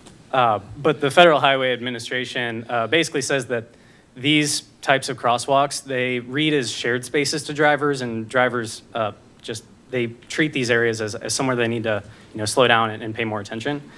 And if we look to our neighbors in Marion, they've done this on a DOT road. Their downtown is fantastic. When you drive through there, you're cautious. As a pedestrian, you feel like you're being seen. Chattanooga, Tennessee also has this throughout their downtown, also on DOT roads, different state, of course, but it's a great experience for the pedestrian. And they don't have to be that like stamped brick pattern either. They can be these artistic crosswalks, and maybe this is the right treatment around our schools. So our ask tonight is for council and for the city manager to work with the transportation department to investigate these issues. We don't want to be brushed off. There are many people that are interested in this. I think you guys got a lot of emails. And maybe, and budget's tight, but maybe we can investigate other revenues or other budget sources, like maybe some grants. The NCDOT budgets was $7.2 billion this year. We should be using every lever we can to try to get the money from them and pay for some of these improvements. That's all. Thank you. Thank you. The next person signed up to speak is Nick Levine.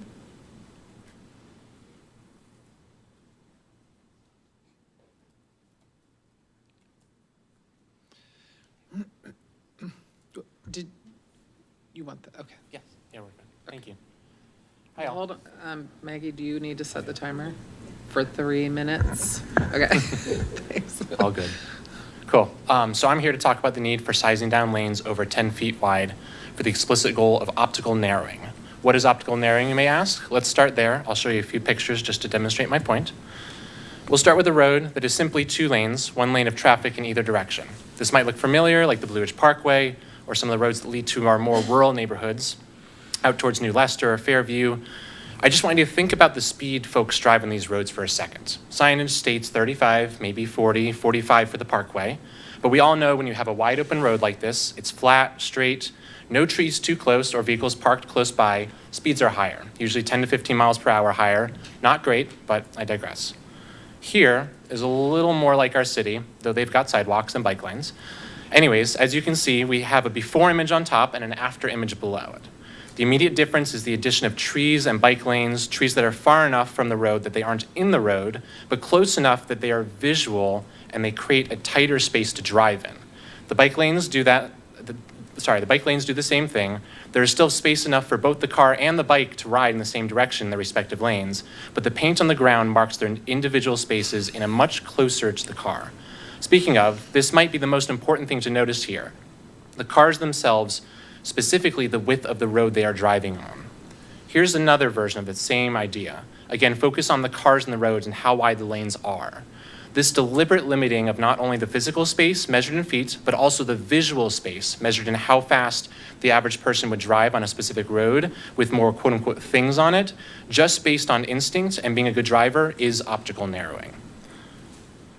An expansive new study from the renowned Johns Hopkins Bloomberg School of Public Health adds to the body of evidence that wide lanes on urban streets promotes more crashes, while narrow lanes, as narrow as 9 feet, are safer. Speed is dictated by design, not a sign. Let me say that one more time. Speed is dictated by design, not a sign. And here in the US, we are incredibly good at having shockingly high numbers of motor vehicle accidents per year. that we just brushed right off as normal. So if we want to change that, if we want fewer motor vehicle accidents that involve other humans or humans walking or biking along Haywood Road, all the new lanes, turning lanes or travel lanes need to be 10 feet wide maximum, not the 13 or 14 feet lanes that are current plans, which are even wider than most interstate lanes, which was mentioned previously. This is not novel. It's backed by data, which shows that 1.5 times more crashes when lanes are over 10 feet wide versus under 10 feet wide, and needs to become a standard here for American engineering in general. So let's start with that. Thank you.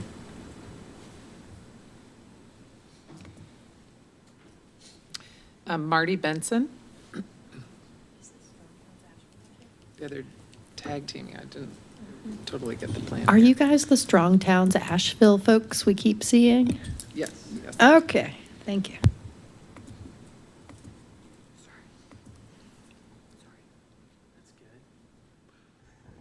Hey friends, Marty Benson. I'm here to talk about what were formerly known as bikes may use full lane signs. They've recently been recharacterized to bikes allowed full use of lane by the MUTCD in 2023. I've been licensed to practice law in California since 2007. I'm awaiting licensure in North Carolina after having successfully passed the 2024 February bar exam.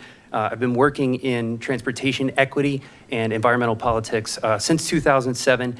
And you don't see bikes may use full lane signs around Asheville because the NCDOT is under the incorrect understanding that bikes are not entitled to use full lanes in the state of North Carolina. Their characterization of the law goes against transportation, engineering, legal, and enforcement consensus around the country. It also conflicts with the North Carolina Driver's Handbook going back till 2014, which is as far back as I went, where it says that bikes are entitled to use the full lane. These are really important pieces of infrastructure to put in the community. While we should be narrowing lanes to design for low traffic speeds, one of the things about this educational piece of signage that it does is that it will reform the way that people behave tomorrow and everywhere. All the time, everywhere. That's the reason that I'm so interested in these bikes may use full lane signs, is that it is the law. It seems that there's a silo in the signage and delineation part of the NCDOT that has mischaracterized that law. I'd be speculating if I told you why they did it, but the outcome associated with it is that we're continuing to subordinate public safety to vehicle throughput. And as we know, the impacts on vulnerable road users are disproportionately visited among members of marginalized community, the young, the old, the poor, people of color, the differently abled, et cetera. So it's time to, I've corresponded with the DOT. They kind of ghosted me, y'all. My ask to you is that you hold them accountable to resolving this issue between the conflict in the driver's handbook and the things that they're telling you as to why they're refusing implementation of these signs. Thanks. Anna Sherman.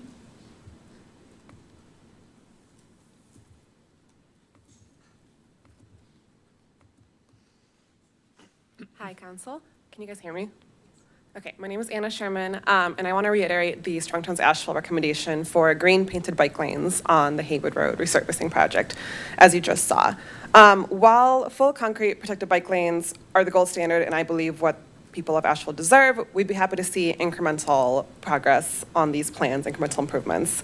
I would love to see the city invest in cycling infrastructure as one of many important steps towards decentering the car in Asheville and towards protecting people traveling by bike. First and foremost, the green paint helps with optical narrowing, which we just saw that amazing presentation on. This helps with traffic calming, and calming benefits everybody who uses the road.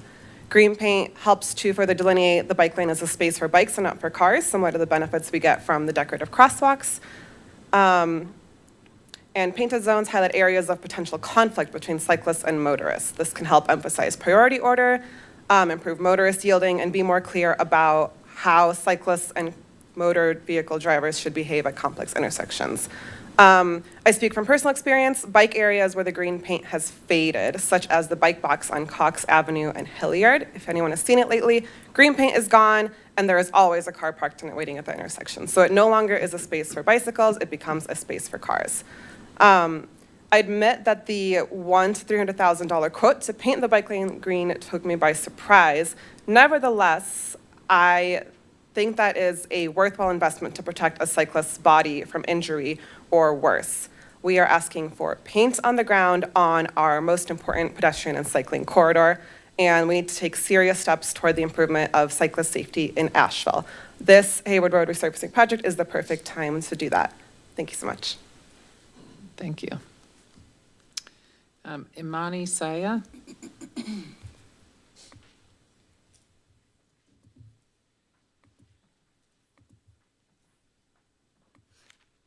Hi, council members and mayor. My name is Imani. Thank you for giving me and the public the opportunity to speak today to show our relentless support for Palestine. As you guys implore parts of the city budget, which for me, an ordinary resident, is a lot to take in, but it's very interesting. But I can't help but think how much money had been sent to Israel, federal government money that could be used for us, for our cities in America to improve healthcare, affordable housing, city systems, and city repairs. So I ask you to have to have Palestine on your mind, because many of us in Asheville and surrounding communities are enraged that the U.S. is on the wrong side of history and using money to conduct this. I ask you to put more pressure on Israel and the federal government to condemn their war crimes, because now Israel is being named a pariah state as more and more countries continue to break their alliances and ties with them. Even today, another Israeli raid happened in a Palestinian village, killing 4 more Palestinians, adding to the deathly toll of over thousands. How can we not be enraged by this? I certainly am. I'm a student. I'm so enraged by this because every university in Gaza has been destroyed. How can mothers not be enraged by this when a mother dies every few hours in Gaza? How can healthcare workers like myself not be enraged by this when there's no Gazan hospitals, when there's doctors with hepatitis who are treating other patients, and there's no medical supplies? How can Jews not be upset by this when their religion is being used to justify and misconstrue and to conduct this genocide and justify colonization and destruction? Many Jews reject Zionism and know that it is not equal to anti-Semitism. How can Americans not be upset when their tax dollars, our tax dollars, are being used for a genocide? Money that could be used for our own issues. Palestine is always on my mind recently and has been, and it should be on yours. Thank you. This is my public comment. Thank you. Council, that concludes the public comment period, and that concludes our agenda. I'm just making sure no one has any other comments to make. No, we don't have a closed session. All right. Are there cost estimates on the Haywood Road improvements that could be forwarded? We do have a memo in our, have a memo. in our inbox. There's a follow-up memo? There's a memo, and they're Another. from Jamie. Let's read the memo, and then we will talk about Haywood Road. All right, we're adjourned.